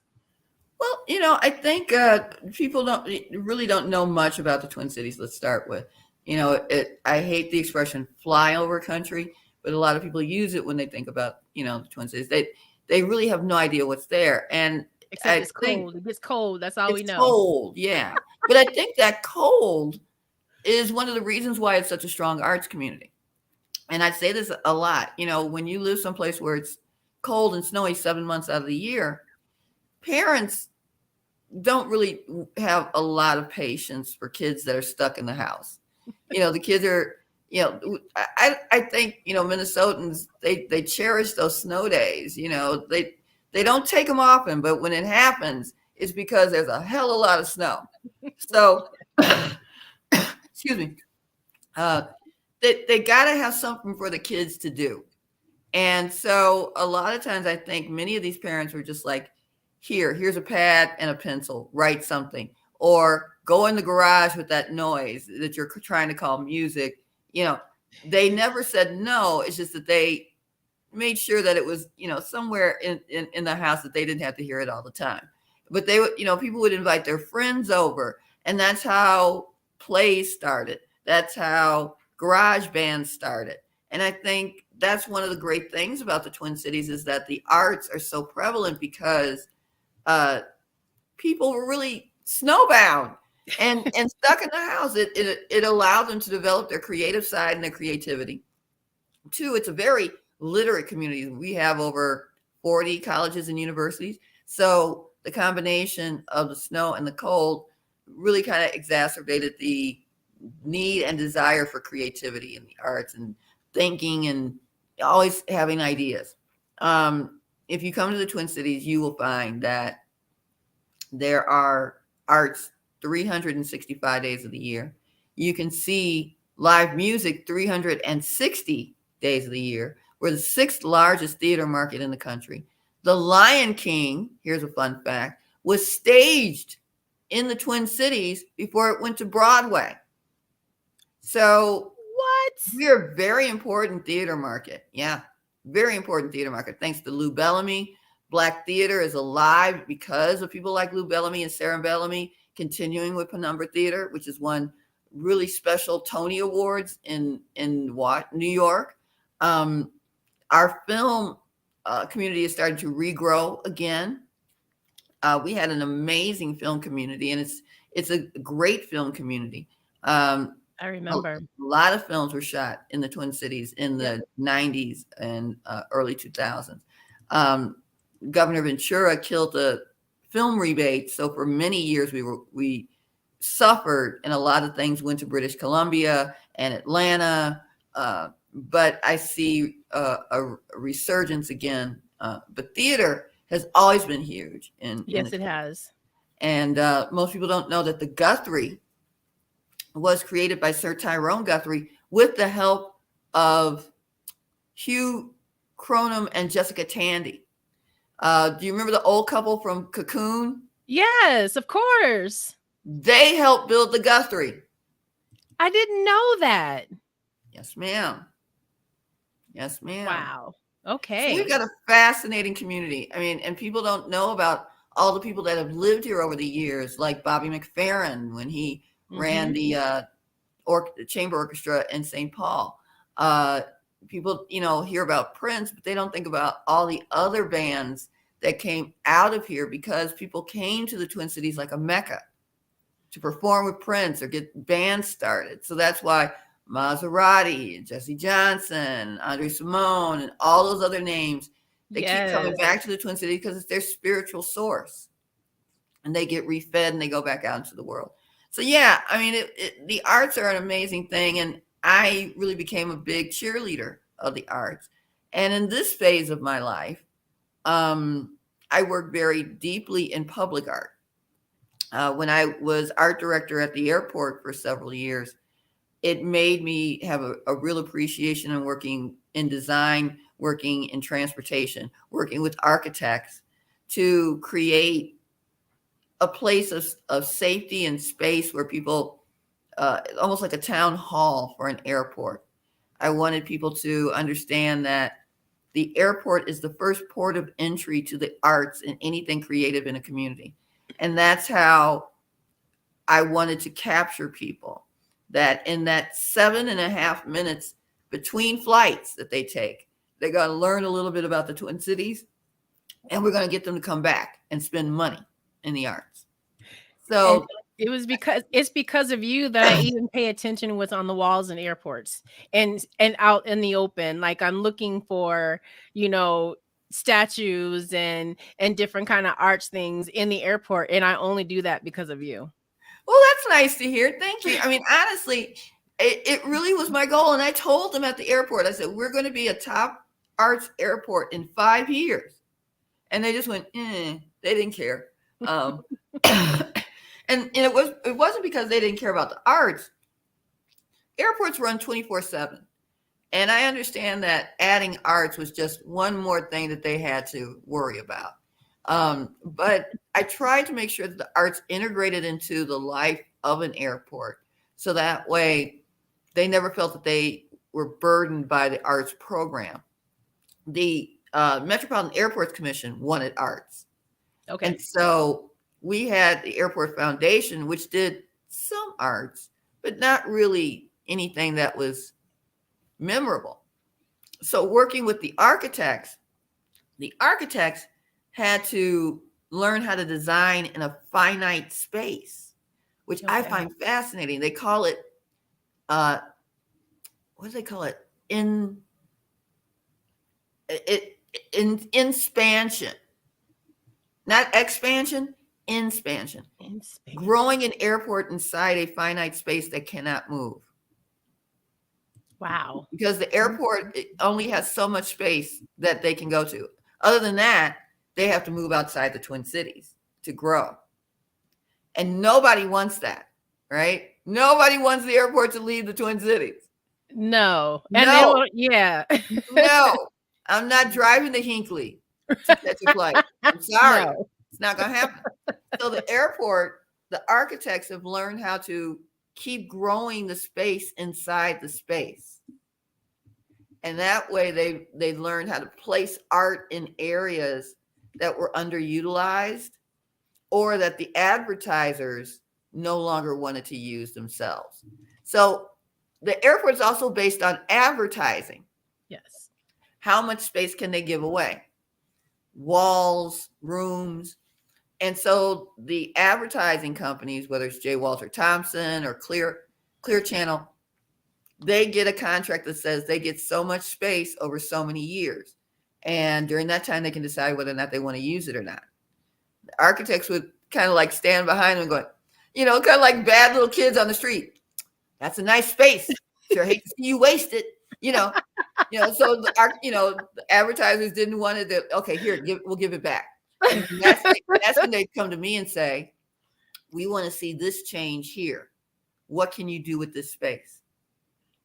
So I was working hand in hand with them to go into the community, talking to the nonprofit arts organizations, talking to individual artists, and saying, let's bring this to the airport. And some of that was talking to artists that had never stepped outside their comfort zone. And I could see different things coming from them. And I could say, I could see you do this here. Or let's do this here. And we're going to put art in these cases, but we're going to give all the money back to the nonprofit arts organization. So it's winning friends and then making sure that, the other arts organizations like the museums knew that we were there. And then I would have luncheons and I'd walk people through the airport and say, this is going to change here. In the next 2 years, we're going to put in restrooms and we're going to put in mosaics. Do you want to work with us? Okay. So that's how we started getting the restrooms developed, is that the architect said, we're going to change these restrooms. We're going to take out this blue tile. We're going to make open light. We want it to be bright. We want it to be sunny. And we want it to reflect Minnesota. Because the architects knew that when people get off the plane, the first thing they do is go to the restroom. You want that experience to be a wow. That people go, wow, I went to the Twin Cities and man, their restrooms are incredible. People are taking selfies and whatnot. So that's really what it was trying to find ways to bring people to say, wow, did you know this about Minnesota? Whether it was the programming, even the arts programming that we did was educational. We worked with the Historical Society. We worked with different organizations. We did shows, and honestly, they were very successful. We got the newspapers to write about them. We did shows on the history of food production in Minnesota. And it's because people didn't understand how much Minnesota contributed to the world. Minnesota won a Nobel Prize for growing wheat, growing grain that wouldn't. What? Oh, yeah. The University of Minnesota Agriculture Department is one of the best known in the world. We saved millions of people in India during the 1970s when they were going through famine with our wheat. Wow. And I did not know that. That the Honeycrisp apple that everybody loves was developed at the University of Minnesota. I love that apple. Definitely one of my favorites. When Prohibition happened, Minnesota never stopped selling liquor. That's funny because they always stopped selling liquor at like 8 p.m. during the week. Then I never could understand that. Minnesota, Another story. a lot of the caves that they had in St. Paul were used to refrigerate beer before refrigeration happened. And so a lot of Definitely, those yes. caves that are now blocked off were Wow. used by the bootleggers to take the barrels of liquor down through the caves out to the riverfront and put them on barges so it could go downriver to St. Louis and to Chicago, so they could still sell liquor to Dillinger and some of the other, and that's why the criminals like Dillinger got a free pass to stay in St. Paul when they came to town. So long as they didn't cause any problems or kill anybody, they could live in St. Paul. But they were there to do business, to take liquor to Chicago. Just don't kill anybody. That's all we ask. Just don't kill anybody. It's fascinating. Everything from Hormel to Totino's Pizza came to be in Minnesota. And that's a home of the Jolly Green Giant too, right? Yes, we are the home of the Jolly Green Giant. Yes, the home of Spam, the home my of goodness. Gold Medal Flour. I don't know if we should be proud of this whole Spam thing, but I love Spam. Do you really, Spam's Robyne? delicious. And Spam saved people on 2 continents. It did. It saved the Hawaiians. Hawaiians still serve Spam. It's very much like poi. It saved England from going under. Spam saved Europe. Wow. During World War II. So, yeah, Spam comes in every flavor. Jalapeno, cheese. I have to start giving Spam its due, I guess. So I will stop my eye rolls whenever I see a Spam commercial. But we did these exhibits at the airport because we wanted people to know. And like I said, there's a 7.5-minute window between people catching planes. And you needed to capture their imagination and their interest and teach them something about Minnesota. And so our displays were generally on a 6,000 square foot concourse. So as you traveled along, you could learn something. You could learn something about Pearson's and our nut rolls, and about Wheaties and who was on the first Wheaties box. And, Minnesota, most people don't know that all these different brands were started in Minnesota. And it's fascinating. So everything from art to education. I'm telling you, every time we talk, I learn so much from you. And one of my favorite people in the Twitch world, his name is Chicken Wing Dooney. Yes, that's his name. Hey, Chicken Wing. He wanted to just make sure that Miss Robyne, thank you for your contributions as an African-American woman in this country and spreading knowledge to those about the industry and your passion. You are a blessing. I wanted to make sure that I read that to you. So that you know, that's one of the great things about Twitch is you get this, kind of instant reaction with the audience that's here. And not everyone is, chatting and participating, but those who are really keep us going. I don't know if you can see it. There's like a whole other chat. Yeah, there's a whole nother chat in StreamYard. Really, I can only see YouTube chats over there, but I'll figure out how to get everybody on the same page one day. It'll happen. I'd love to see that. Yeah. I mean, I'm a curious person by nature. And so my sister used to call me the mistress of the minuscule because she said, somewhere I would just come out with, did you know, la, la, la, la, la. And she's like, where did you get that from? And it's like, I don't know. I heard it, but I've always been that way. So let's talk about. So you are kind of in between Minneapolis and New Mexico now. Albuquerque, El Paso. I can't remember. Albuquerque and Santa Fe. And Santa Fe, right? So tell us what you're working on, like your newest things that you've been working on since you've kind of moved away from MAC, Minnesota Arts Council. What else have you been working on recently? Well, I left to go work in Carlsbad California as a public art planner. But 2 months after I left, COVID hit. And so that just didn't work out. And I had this place in Santa Fe for a long time, but rented it out. And really just kind of took a very realistic look at California. As much as I loved it, my Midwestern sensibilities could not afford to pay those prices. I would not pay those prices. I was just like, this is ridiculous. I can't live here. I'm not paying that. You know, you come out of the bag of the grocery store with one bag of groceries, and that's $90. No way am I living there. No. So, you know, and I packed up my little bags and I moved here to Santa Fe. But, you know, I really started getting into public art when I was at the airport. And then when I left, I started my own public art consulting firm. And around the same time, you know, everything was happening in the Twin Cities with George Floyd.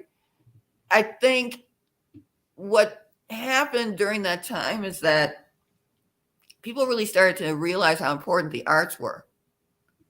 And the arts are a $3 billion moneymaker for the state of Minnesota. People don't know that. And they don't understand that it's one of the driving forces that brings people to the Twin Cities. And so a new renaissance was happening after George Floyd. Things that, you know, the art world there's always been criticism of the art world in terms of we don't see enough representation, not only in museums, but there are barriers in the Black community that really prevent us from taking a large role administratively and as citizens. You know, we talk about this all the time. Why don't we see a lot of Black administrators? You know, why don't we see a lot of programming that really is more oriented to people of color? Why is it that, you know, it takes a protest to get these museums to wake up and understand that we need to have some representation? Most museums are in communities of color, but it doesn't serve the community that it's in. And so, like so many things. And so I think George Floyd's death brought a new urgency to representation in the museum and on the museum walls. But it also brought 50 years after the Detroit riots of us still demanding to see change. And that's what's really interesting, is that the George Floyd riots happened almost 50, 60 years to the day of the Detroit uprisings. Wow. And the birth of the Black Arts Movement. From the Detroit riots was the birth of the Black Arts Movement. And it fascinated me. And so I put together a panel discussion called Black Art in the Era of Protest, and got to really talk about commoditization of Black art and doing for self. And I think that's what you're seeing in the Twin Cities right now. You're seeing a burst of community work that's being done with people in the arts taking their own power with collectives, like the Rojo Collective is one, and artists that are now reaching really important heights, like Tacumba Aiken winning the Guggenheim Fellowship, so that he can start bringing other artists in to work with him to talk about things that are left out of the discussion in the arts, like the Black middle class, and what the Black middle class has evolved into. What does middle class mean? You know, at one point, middle class meant you owned your own house. And now middle class, as Tacumba says, is all about a title. You're a lawyer, you're a doctor, you're that. What it was is no longer the same thing. It's like, you know, the Cosby evolution of Dr. Huxtable, you know, and the lawyer wife.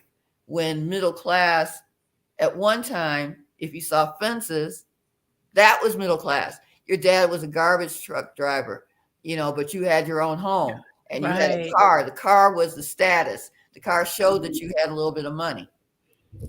So I think Right. you're starting to see another evolution in Black arts. And what does that mean in terms of public art?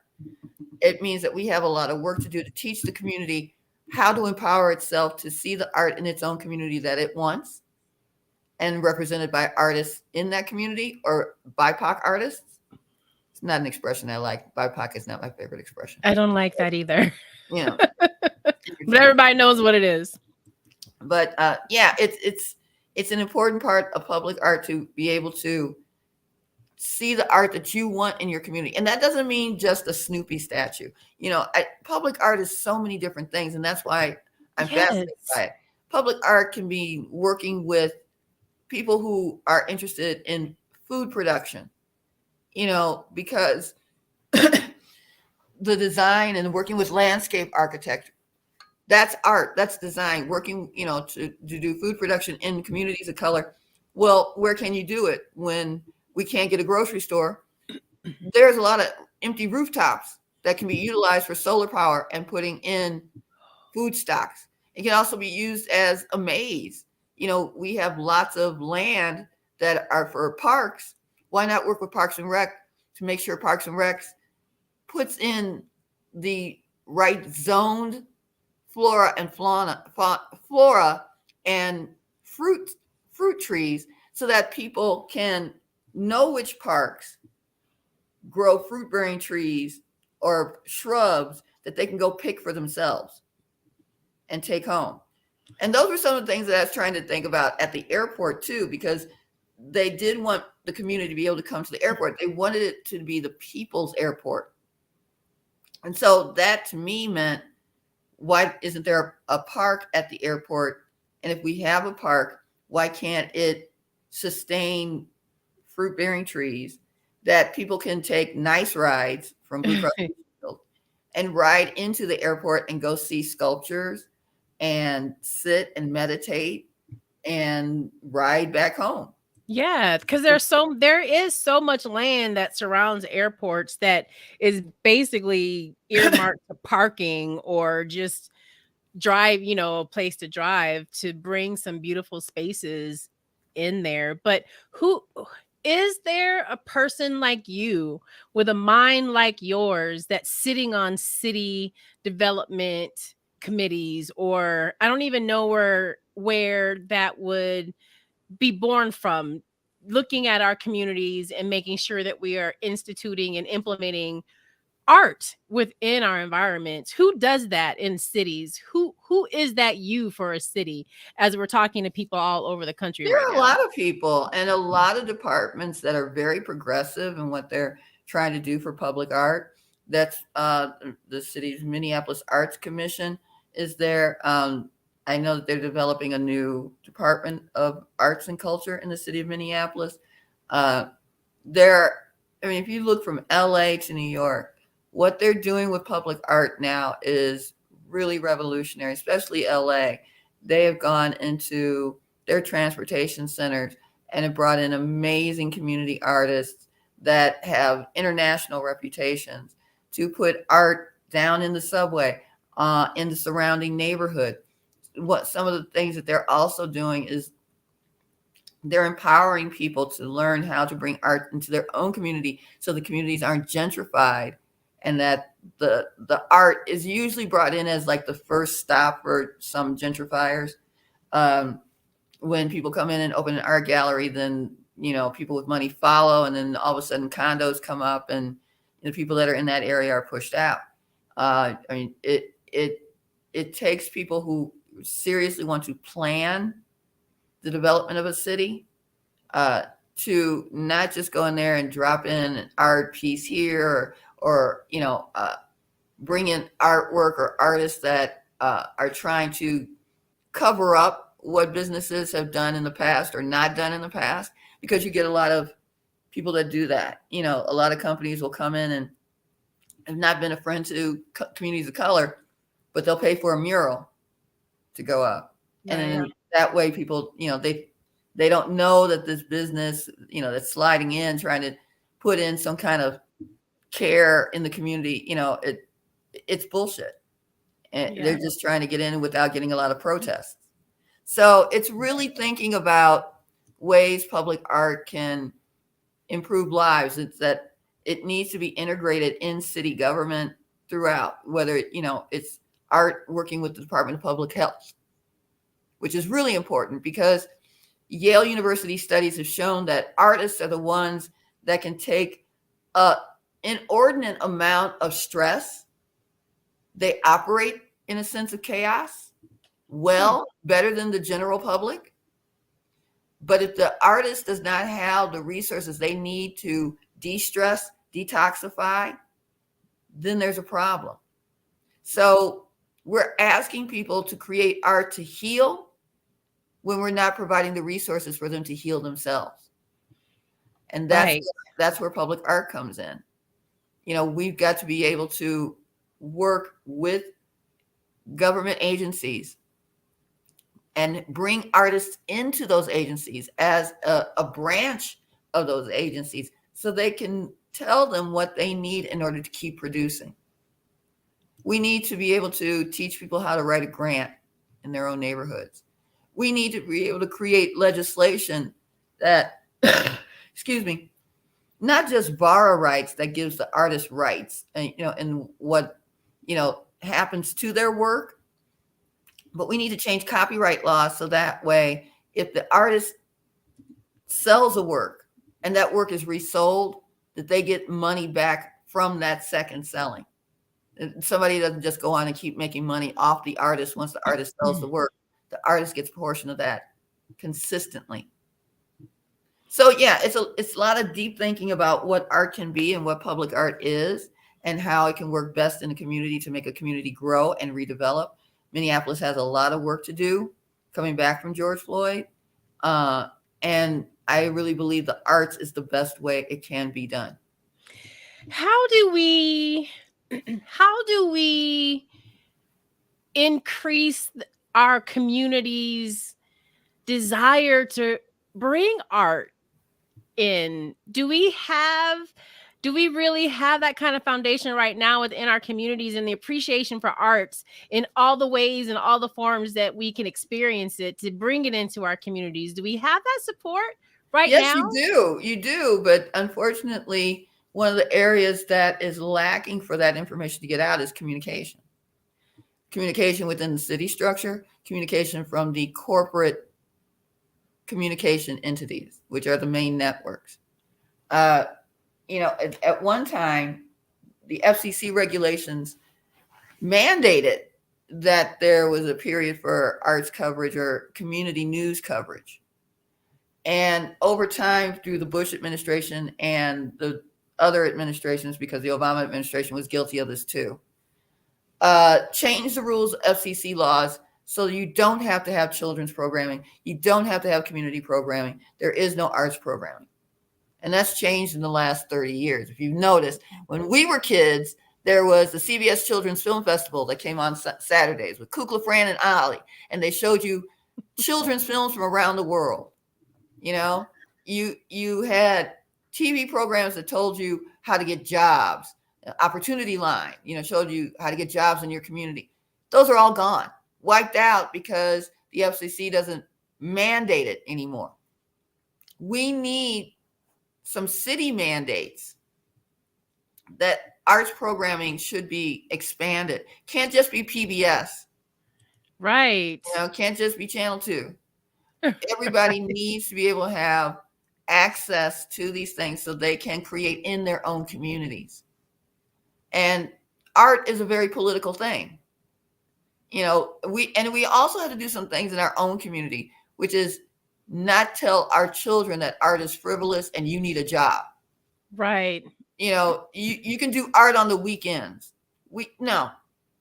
Art is a very crucial part of our identities, especially for African Americans who were robbed of their language and their culture and their gods. And the only way that we could communicate many things was through song and call and response and dance, to communicate our path along the North Star to get out of slavery, out of bondage. So Yeah. arts are an important part of who we are. And we need to stop telling our children that it's something frivolous.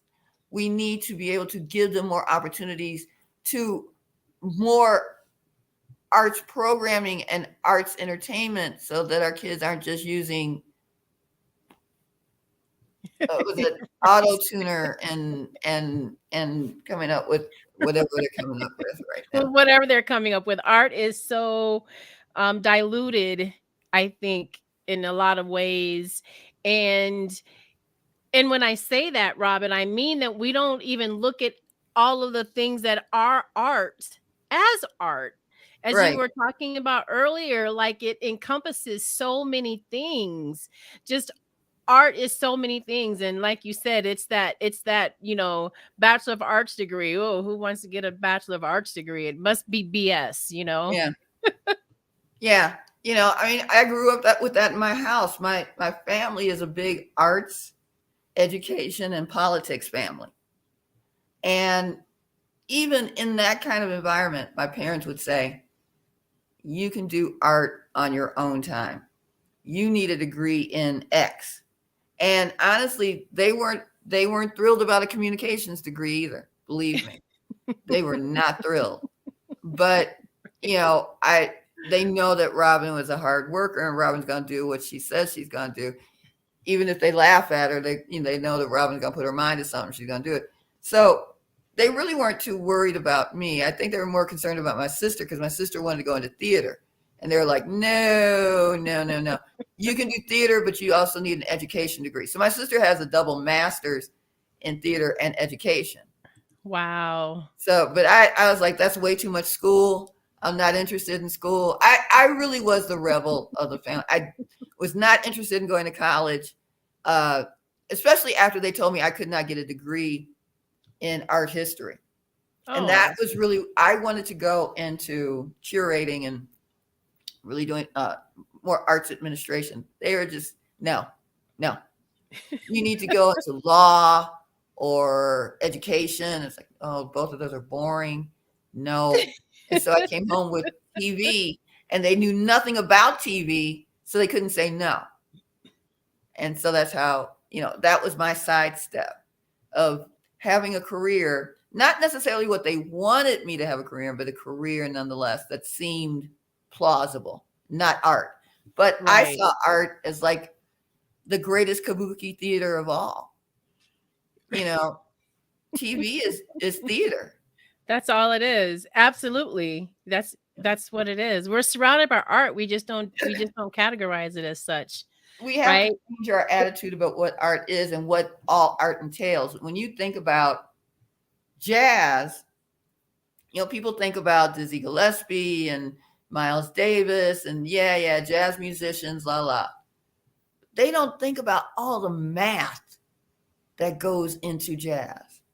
I mean, you have to be a very, very smart person to be a musician. You really do. Absolutely.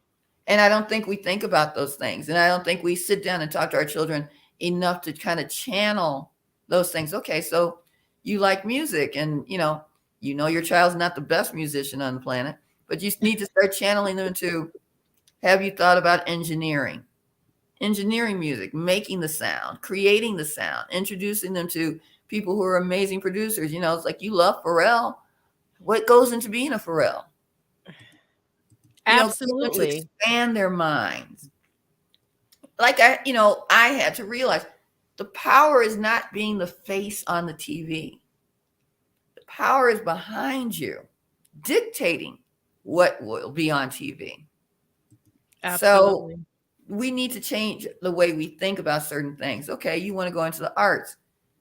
Okay, did you ever think about arts education? Did you ever think about engineering? Did you ever think about production, large scale production? Many of these opera companies are into digital stage productions now, not having all these sets. You like computers. You ever think about digital design for stage production? You know? Wow. And I feel like this conversation is amazing because we don't it doesn't seem to me that we present all of these options to our kids as they're growing up, as they're learning and beginning to understand where their passions are, there are so many things I feel like we don't expose our kids to, that we're not doing them very much service. And really quick, Robin, one of our people who was in the chat, it's Grafton, made sure that he highlighted that JJ being an artist on Good Times was pivotal. And yeah, you didn't even think about that. True. And even how we thought about what he did as an artist. Do we really think JJ had a real job even back then, right? Because his dad kept saying, they didn't really, we don't have, as I hate to say it, but Black people don't have the luxury of art sometimes. How many Black people do you know that are full-time artists? Very few. Because we have to make ends meet. We got kids to get together. We got, make sure they get to school. They got lunch money, that whatever it is that goes on to keep a household running, keep yourselves running. And so we, again, cut back on the things that we need to fill our souls. We are a mighty people. We built this country, Yeah. and we infused in it all the things from our own culture that, even though we didn't have the luxury of celebrating our culture or even learning our culture, what tidbits we had from it infused the lifeblood of this country. We really are a magnificent people. We really are. And we really are. We are so beat down that we don't stop to think about all the gifts that we have contributed to this country and to the world. And we have in our midst, oftentimes, I think about this all the time, Twana, some young brother that goes down for being like drug kingpin in Chicago. If he had been channeled the right way, could have probably been one of the mightiest CEOs of the country. Definitely could be. Like, that's a whole nother conversation. Like, how we build from our circumstance is how I like to look at it. Like, I'm not gonna get on you about how you need to feed your family and take care of yourself. But I do like to see some growth, understanding that what you're doing is not legal. How are you going to take that and turn it into something that's legal and something that's going to benefit your community, is how I feel about that. But that's a whole nother conversation. It's so true that we don't teach our kids to expand, beyond what we know, what little we do know. And one of the best examples is his brother. His name is Ezra Tucker. I know that name. Colorado. Ezra Tucker is one of the greatest wildlife artists in the United States. Black man who never, as a child, had a formal lesson. How did he learn about drawing animals? Anybody who's out there listening, Google Ezra Tucker artist, wildlife artist. This man is amazing. He taught himself about wildlife watching Disney on Sunday. Remember the Wonderful World of Disney? Yes, I remember. Remember Mutual Omaha, Wild Kingdom? Yes. This is how this brother taught himself art. Nice. And his father was a laborer, but on the weekends he was a preacher. And his father did not want him going into art. No. And it really, Ezra will say, it's because his father was afraid of the art world. That's something white people do. Right. And if you're really, really good at it, they might hurt you.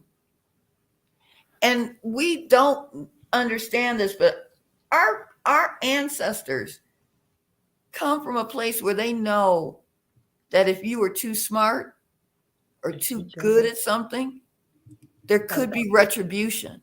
Yep.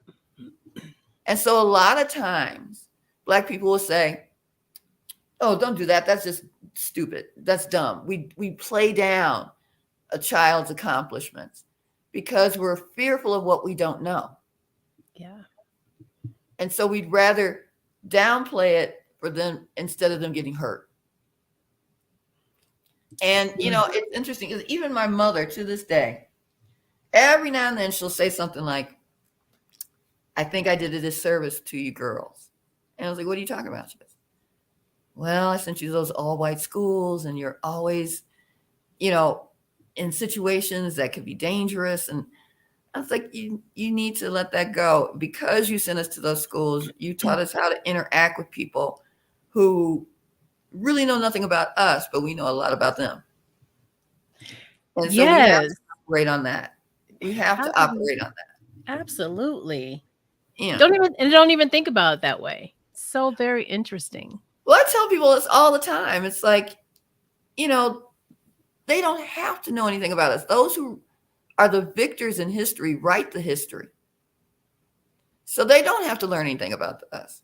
And I dated this guy who was Greek.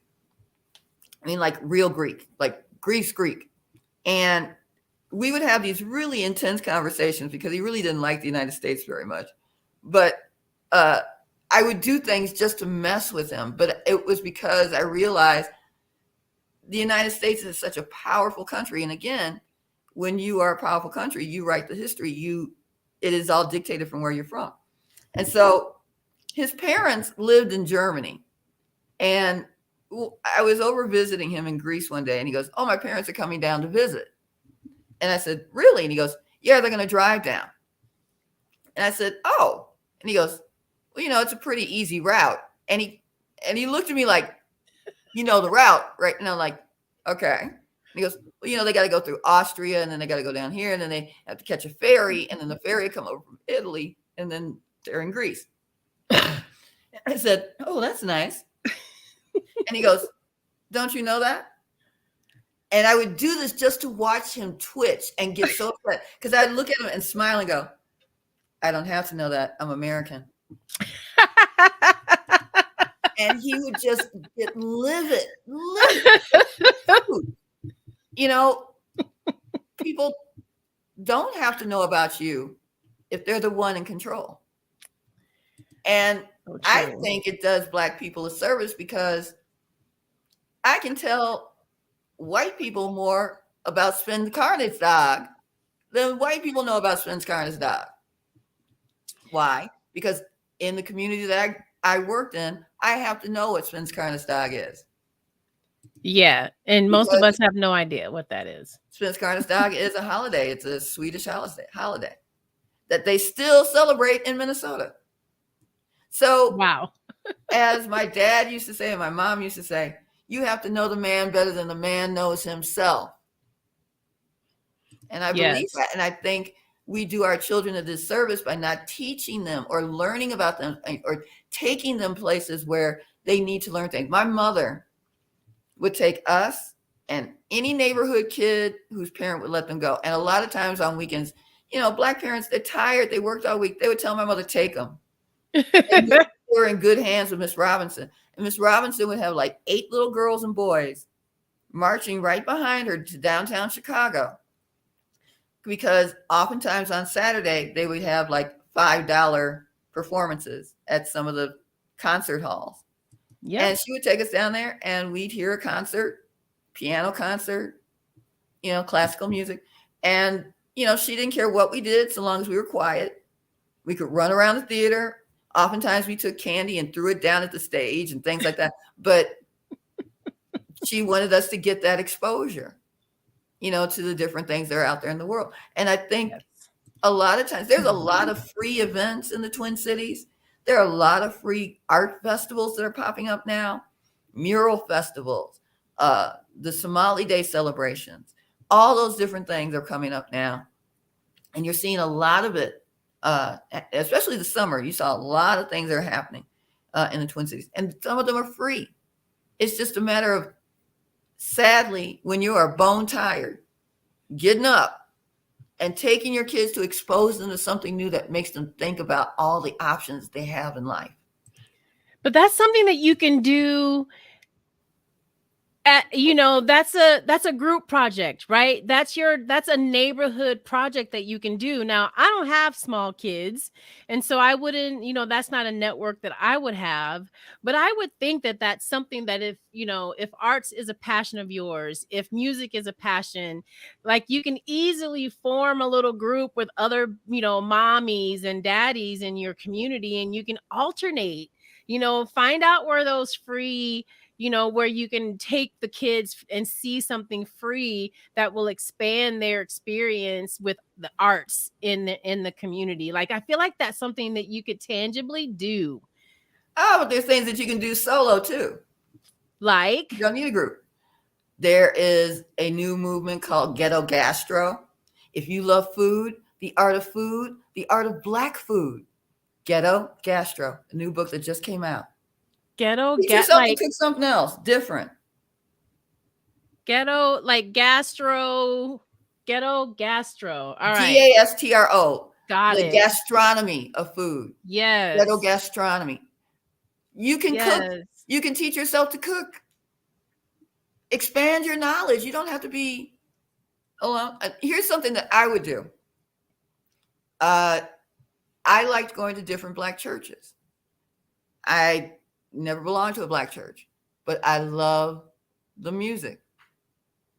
And I would go from church to church to church on Sundays just to listen to music and educate myself about the choirs in the Twin Cities. And that's how I learned about Bobby Joe Champion. Oh, I love him. Yeah. And we've got a community full of amazing gospel singers. Yes, we do. Paris Bennett and her mama. Yes. Nicia. The Sounds of Blackness and Gary Hines, Bobby Joe Champion. We've got some amazing people in the Twin Cities. Dennis Spears. So it is a mecca. You don't think of, the Twin Cities as being a mecca, but between Minneapolis and St. Paul, just the wealth is, and I don't mean monetary, but the wealth is deep there. It is. It's just a matter deep. of getting out and finding it. And if you're a shy person, you don't have to talk to people. Just sit in the corner. So absorb. Yes. I don't like talking to people all the time. And I have to remind myself I need to be a little bit more social sometimes. But I like learning something new. Yes. And being here, I'm learning so much about the Southwest, about Hispanic Chicano culture, and Asian culture in the Southwest. Most people don't really think about it, but if it wasn't for the Chinese, there'd be no railroad. Yeah. These brave men went and laid dynamite to clear out mountains so the railroad could get through. And, they weren't afforded a lot of opportunity. In fact, there were laws out here that prevented Asian men from marrying. They couldn't bring Asian women over from different countries. Wow. So they had very little to entertain themselves besides music, blowing up mountains, arts, if they didn't get killed. And there's Black towns here. The first Black settlement was called Blackdom. It was near Roswell, New Mexico. Wow. It was very prosperous, but a lot of the wells, underground wells, dried up, and so the communities moved on. But it was one of the first all Black towns that were Blackdom. Blackdom. I'm gonna remember that. I'm thinking a lot about what the show is gonna look like next year. Mm-hmm. So learning about all of the successful Black towns in this country is definitely on the radar. There's a lot of Black roots here from the South. A lot of people came from Texas, Louisiana, that came out this way, especially like right after Reconstruction. Many Black people were run out of towns, and so they came west to restart all over again. People don't think about the Black military. A lot of Black people put down roots here after being in the military, and I think there's the expansion went even further west during World War II, with the second wave of Black people moving out to California to work in uh, machine shops that supported the war.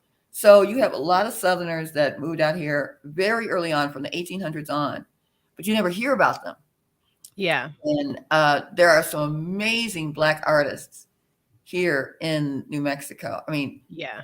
amazing, amazing Black artists, and are doing their work internationally. And I'm just really excited to be down here and absorb it all, and really working very hard to create kind of a pipeline between New Mexico and Minnesota, because the cities are very similar. Santa Fe and Albuquerque are a lot like Minneapolis, St. Paul, in many ways. And Albuquerque, being the bigger city, is like Minneapolis. But the creativity and the power draw of money in the arts is Santa Fe. Okay. And it's amazing to see how they're very similar in terms of appreciation of the arts. But I would say that Albuquerque and Santa Fe have a lot to teach the Twin Cities in terms of their ideas and in really promoting the arts and giving the artists larger stature in the project that is going on. Arts and artists come first here, and they do programming that is just unbelievable. I know the Twin Cities has roughly 500, 600 pieces of art in its public art collection. Albuquerque has 1,800. Wow. Art is everywhere in Albuquerque, everywhere. Wow. And it's a mandate pretty much that if the artist comes to the city and says, I have an idea for art, I just have no place to show it, the city goes out and looks for a place to give them to show. They don't have to worry about a thing. You know, the city goes out of its way to look for grants and tie themselves into government funding to get money for artists. One of the things that they did, I think, here that was really phenomenal.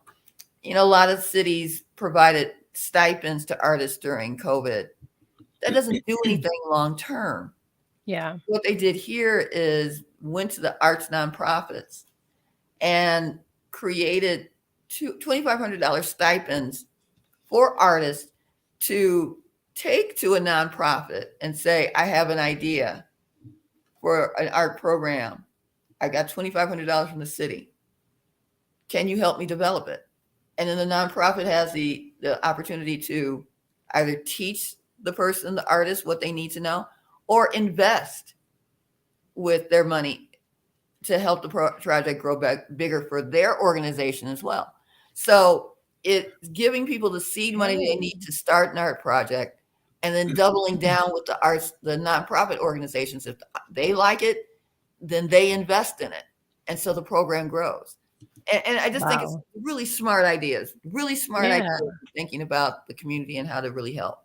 Yes. And I just want to kind of encourage everyone, because we we like to pride ourselves to just not talk about an issue or think about the problem, because that's been done enough, right? But to give people real tangible ways, action items that they can do and take back into their community, because people are not just in Minneapolis or Phoenix. We've got people in Kansas City and Baltimore, and so they're all over. So giving them something that they can actually do in their city. So look for your arts department. There's some kind of a city department that handles these things. So if this is your passion, if this is the one thing that you want to do, then there's definitely some real tangible things that you can do in your community to bring art back to the heartbeat of where you live. And I also want to say thank you to my wonderful, beautiful mod, Sweet Jamaica, who gave us a link for some of Ezra Tucker's work. So thank you. She put a link in there for Ghetto Gastro, because I don't know about y'all, but I never really heard of that before. So thank you, Sweet Jamaica, for providing those. Thank you, sis. If you're... Go ahead, Robyne. No, I just said thank you, sis. Yeah. Yeah, thank you. So again, just scroll back up through the chat. You're going to find, links for interviews that Robin has done. You'll find information about her jury line and her past life as, a news anchor. So I try to provide all that stuff in the chat for you guys. And if you're on YouTube, when the day is over, all of this stuff will be in the description on my YouTube channel as well. So you'll be able to find all this stuff. And I tell you, we still didn't talk about everything, but we're at the point now. We talked about a lot. We talked about a lot, but not everything. So let me Let's just do it again sometime. We will. I just want to take a moment. Next week's show is really, really good too. So Jana Scott is coming. She is an amazing, amazing person. And we're going to be talking about justice and righteousness in this movement that I'm hoping that I'm, starting to lay the groundwork for. I believe that a lot of it is going to start in our churches. And Jana is one of those people who believe in bringing church outside of those walls. Like, we need to remember that our churches are a bigger part of our community than just the place that you go on Sunday and give 10% of your salary. So I'm looking forward to Jana coming next week. It's going to be a great, great show. And then remember, on Tuesday, I'll be here for Beats for Cure. So excited. If you have an opportunity to donate, that information has also been in the chat. My particular donation location is here, give.ccf.org /Twana's Twitch, and that will allow you to donate specifically through Twana's Twitch. So I'll see y'all Tuesday and then see you again on Saturday.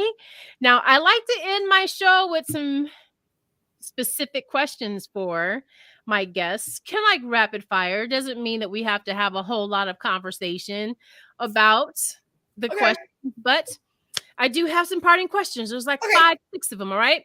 All right. So first of all, Robyne, what would you be doing if you weren't for what you're not doing if it weren't for what you're doing now? You have so many passions, but what is that one thing that you've always wanted to do, but you haven't tried yet? Ooh, I got a lot of things. Okay, I'll just give them rapid fire. I want to create pottery. I want to sing in a rock band.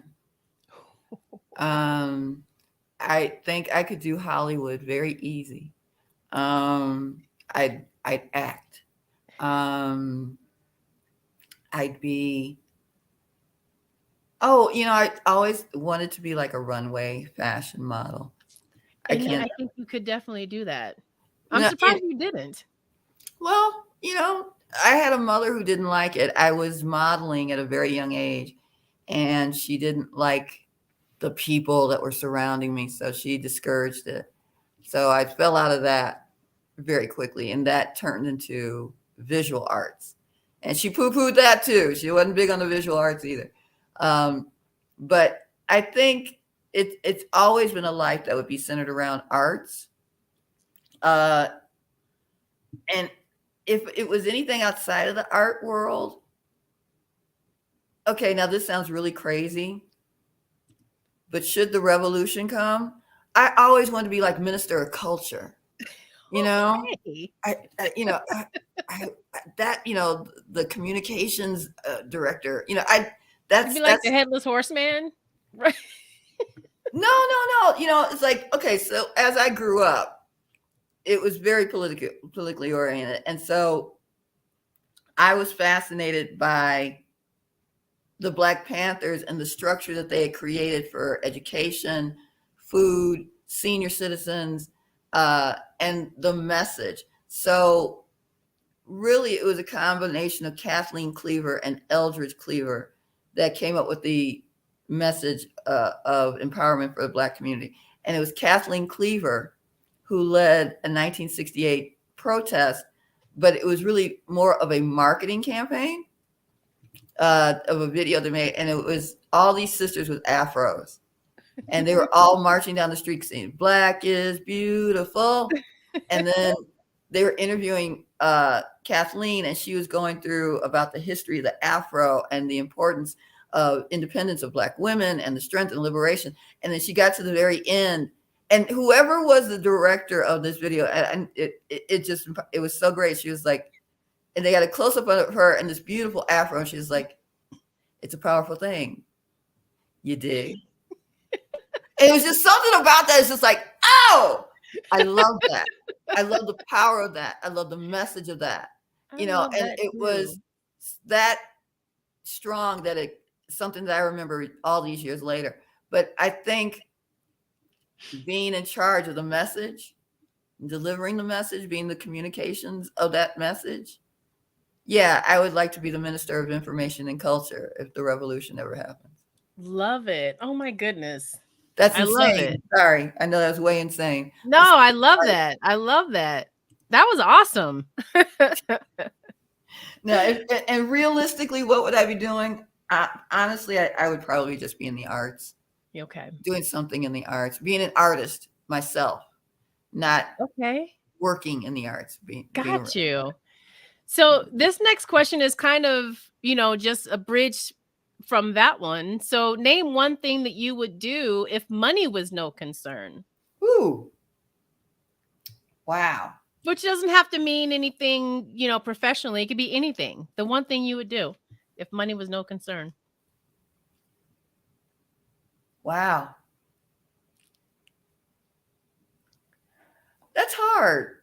If money was no concern, there would be a lot of things I do. One, I would create a center for women of color to be able to come and de-stress. I think we're going back to our conversation about all the stresses that are put on artists and people of color that don't get an opportunity to detox from all that. I'd like to create a center where people could come and they don't have to create art. They just need to be able to get back in touch with themselves. If art comes from that, fantastic. You like that. It's very hard to say. There's art always in a little bit of it all the time. So anything that I do would come back to art. Maybe like Cheech Marine and start a museum. Okay. That would be awesome. A museum, if money was no object. Could you imagine how powerful that museum would be? Just the creation of a museum of culture would be a fantastic thing. Not that we don't already have them, like, the DuSable Institute and, many other places like the Luce Museum of African American Culture. And we've got them. Maybe just philanthropy, maybe just extreme philanthropy. If money was no object, just constantly making sure that we give to arts and education so that we are able to tell our own story, tell our past, and be able to create opportunities to grow our future. I worry a great deal that the history of African Americans will come down to an asterisk in a history book. Yeah, I really do. I think we need to really coalesce our power and be able to tell our story, or we're not going to have a story to tell. It alarms me every time someone says this country was built by immigrants. Not everybody came here as immigrants. right. And so the more that is said, it is whitewashing history and is whitewashing the story of people that built this country. Absolutely. And while I celebrate our immigrant cultures, let's just tell the whole story and the true story of what built the backbone of this country. Absolutely. It's very easy to one thing come in and say, oh yeah, well, pioneers paved the way for this country. Well, there were people who were already here. Right. So they and we're doing very well without us, or without you, should I say. People that were already here, that it wasn't shared. It was taken. history was rewritten for the people who wrote history, that won history. So no, we get a history, but it's muted. And where we're going right now still doesn't tell the full story of African Americans. Yeah. If you pay attention to what's being said politically right now, all you think that we do is kill people and be criminals, and that's how they want people to think about us, and so it will need people who want to. If I had the money, it would be to make sure that our story is told properly and in context, and that people had access to it. And it wouldn't just start with American history. It really needs to be the history of a people, of different African cultures, and how those cultures came to be here. Yeah. Ooh, I love that. All right, we gotta make sure we get you some unlimited income. Give me some money. We gotta get you some unlimited income for real. I want some money. Yeah, I would love that. So, next question. What are you most grateful for right now? I'm grateful for everything that I have in life. I'm very fortunate that I had parents that believed in strong education and believed in telling us that we could do whatever we wanted if we put our minds to it. It allowed me to really think openly and freely. Never really having any real fears to do the things that I want to do. If I think that I can do it, I believe I can do it. And I've just been amazingly blessed to have had a very adventurous life that was able to help other people in some way, or give some people the encouragement that they can do what they want to do. And I'm still living it. So there's a lot that's still to come. I'm just really thankful to have the opportunities I've had to have a very rich, rewarding life. If it ended tomorrow, I can't say I did anything wrong. Well, that's awesome.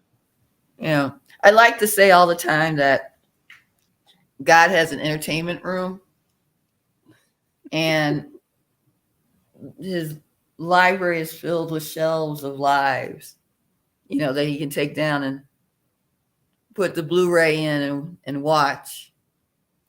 And when he gets to my life and he's watched the Blu-ray of my life, I really hope that when he gets to the end and he puts it back up on the shelf, that he goes, that was really an entertaining story. I like that story. Wow. That's all I ask. Blu-rays of lives. That's awesome. That's all I ask, is that what God put me here for was entertaining to him. That I lived the life that I should live. Everything that I've gotten is made possible because of that. I say all the time, I don't know why God likes me so much, but I'm thankful. Thank you. Thank you. So, do you believe that America will ever reach its full potential? America's greatest enemy is itself. If it doesn't, it's our own fault. It's our own fault. And we have every opportunity given us here. Every opportunity. And the fact that some want to keep it for themselves, that others are in pain and hurt others that they think have more, that some people are just basically left out of the equation, period. Yeah. It's our own fault. We have no one to blame but ourselves. What does the song Soul to Soul said? The opportunity of what they tell, we got weak and we beat ourselves. So we really have no one else to blame but us if we don't reach our full potential. Can't blame anybody but ourselves, because we got all the materials for paradise right here. Right here. Heaven on earth. Heaven on earth. That's my goal. Heaven on Heaven earth. on earth. I don't want to wait for the rapture. I want to experience heaven now.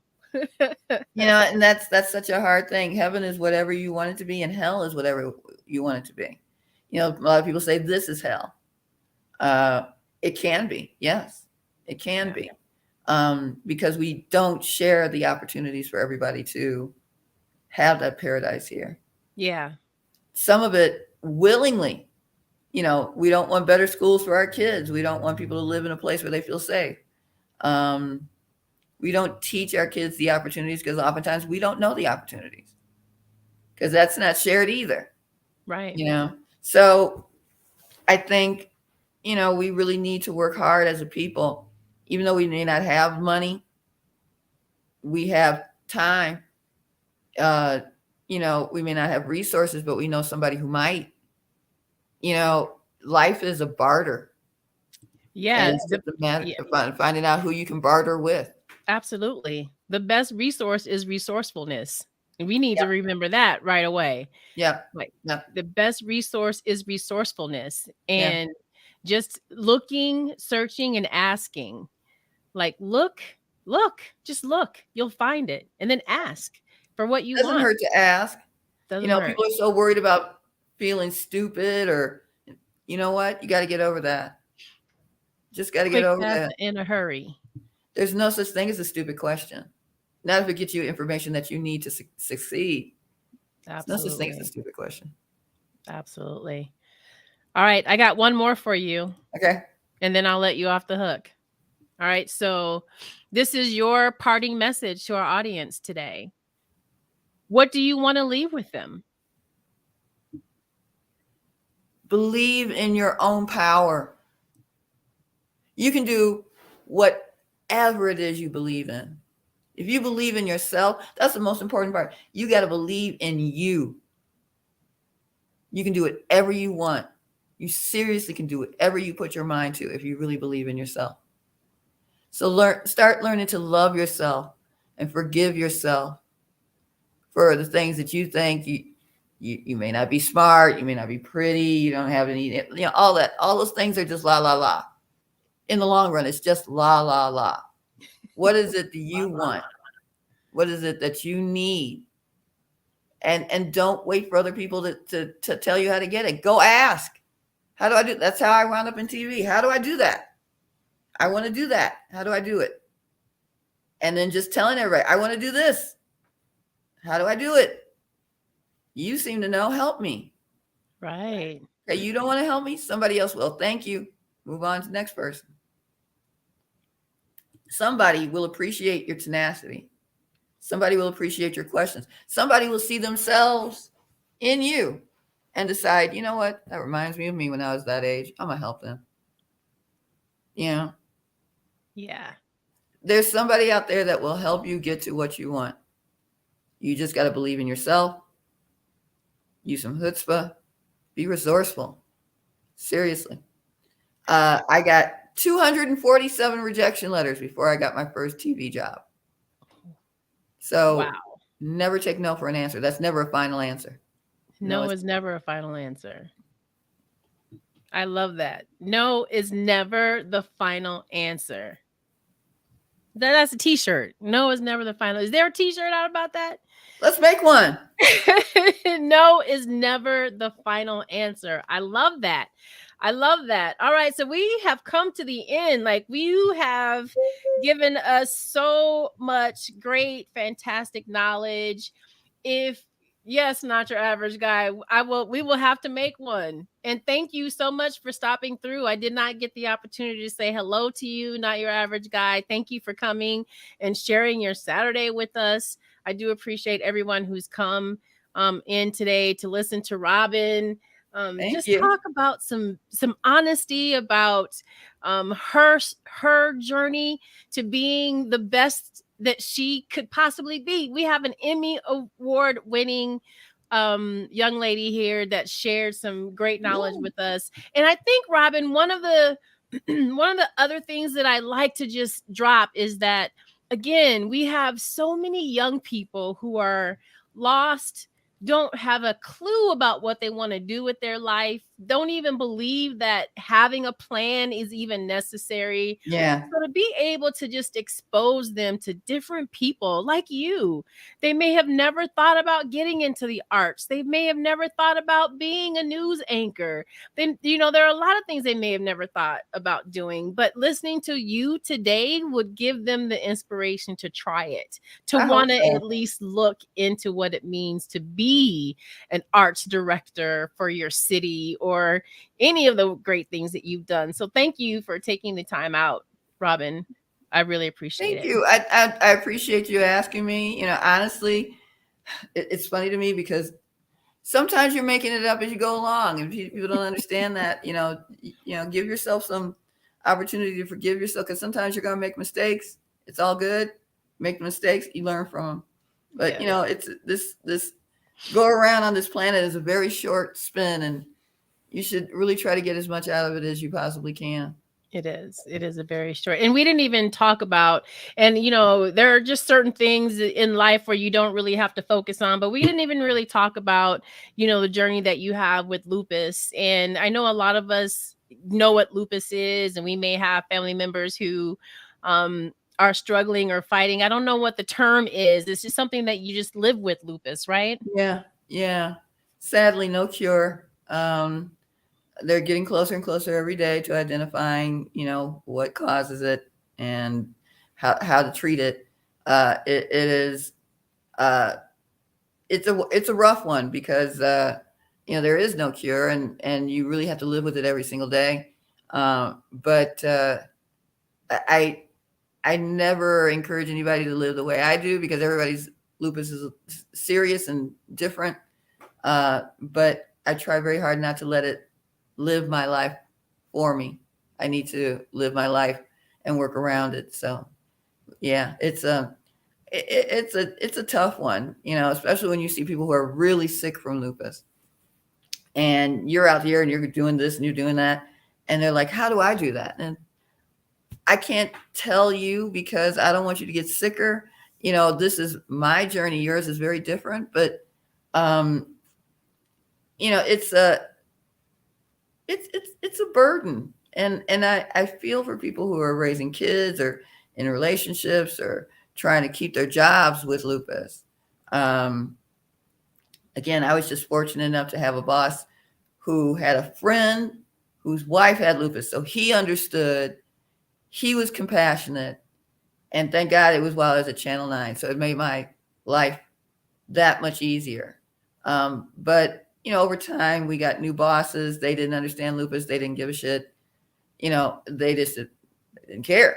Uh, Yeah. so it's a tough one. It's a very tough one. But you got to live your life as best as possible, and you got to do all the things that you think are going to help you live a healthier life. Um, I'd never tell people not to take medicine, but the medicines were not for me. Um, I don't believe in taking steroids. I know some people have to, and they work miracles, but there's a lot of side effects from it. Yeah. Um, and you got to make up your mind what's more important. And to me, it was trying to see if I could live a healthier life without, prednisone and Plaquenil and Xanax and all that stuff. Yeah. And uh, I think I was lucky enough to escape some things. Some things I'm dealing with, um, costly, painful, all that. But I have a really good life. I am not bedridden. I'm able to hold a job. I consider those things blessings right there. Everything else is just stuff to deal with.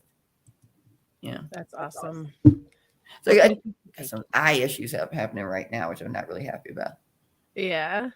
I know you had a blown, is it a capillary in your eye? I don't I know what it had is. a blood vessel rupture in my eye that was near an area where I already had a detached retina. And so they thought it had detached again. But right now it's starting to clear up slowly, but the rupture in the blood vessel just meant blood went pouring into the back of my eye. Yeah. So I couldn't really see out of this eye. But now it's getting better. Good. I can see a lot more, but it's still very distracting, But Yeah. thank God it wasn't another torn retina. That would have been awful. Yeah. Yes. Thank goodness. Well, thank you for just taking a minute out and talking about that. We are done. I took you 30 minutes over. So let's I had a good time. Absolutely. So one of the things that we do here on Twitch is raid on to another channel. Oh, and I see that DJ Chanel B is on right now. She is my favorite DJ. She's my Woman Crush Wednesday DJ. So we're gonna go. Yeah, let's go ahead and raid on over to her. I don't know if she's still on. She looks like she's still on. So yeah, we're gonna raid on over to her. So you guys hang in there. We're gonna go visit Chanel B. We're gonna start this raid. Oh, and then I forgot. Hold on, I forgot to even put the raid message in. I usually ask for my sweet Jamaica to do that, but I can actually do it. There you go. Look at that. Boom. So copy that raid message, y'all, and we're gonna go on over to DJ Chanel B and end our day, or at least our morning, with some music, some good music. Robyne, you'll hear from me in a couple days. All right, young lady? Right on. Thank you. All right. Thank y'all. We'll see you next time. Bye, everybody. All right. So let me end the broadcast. Thank you on YouTube. Thank you on Twitch. We really appreciate you coming in. We're ending it now.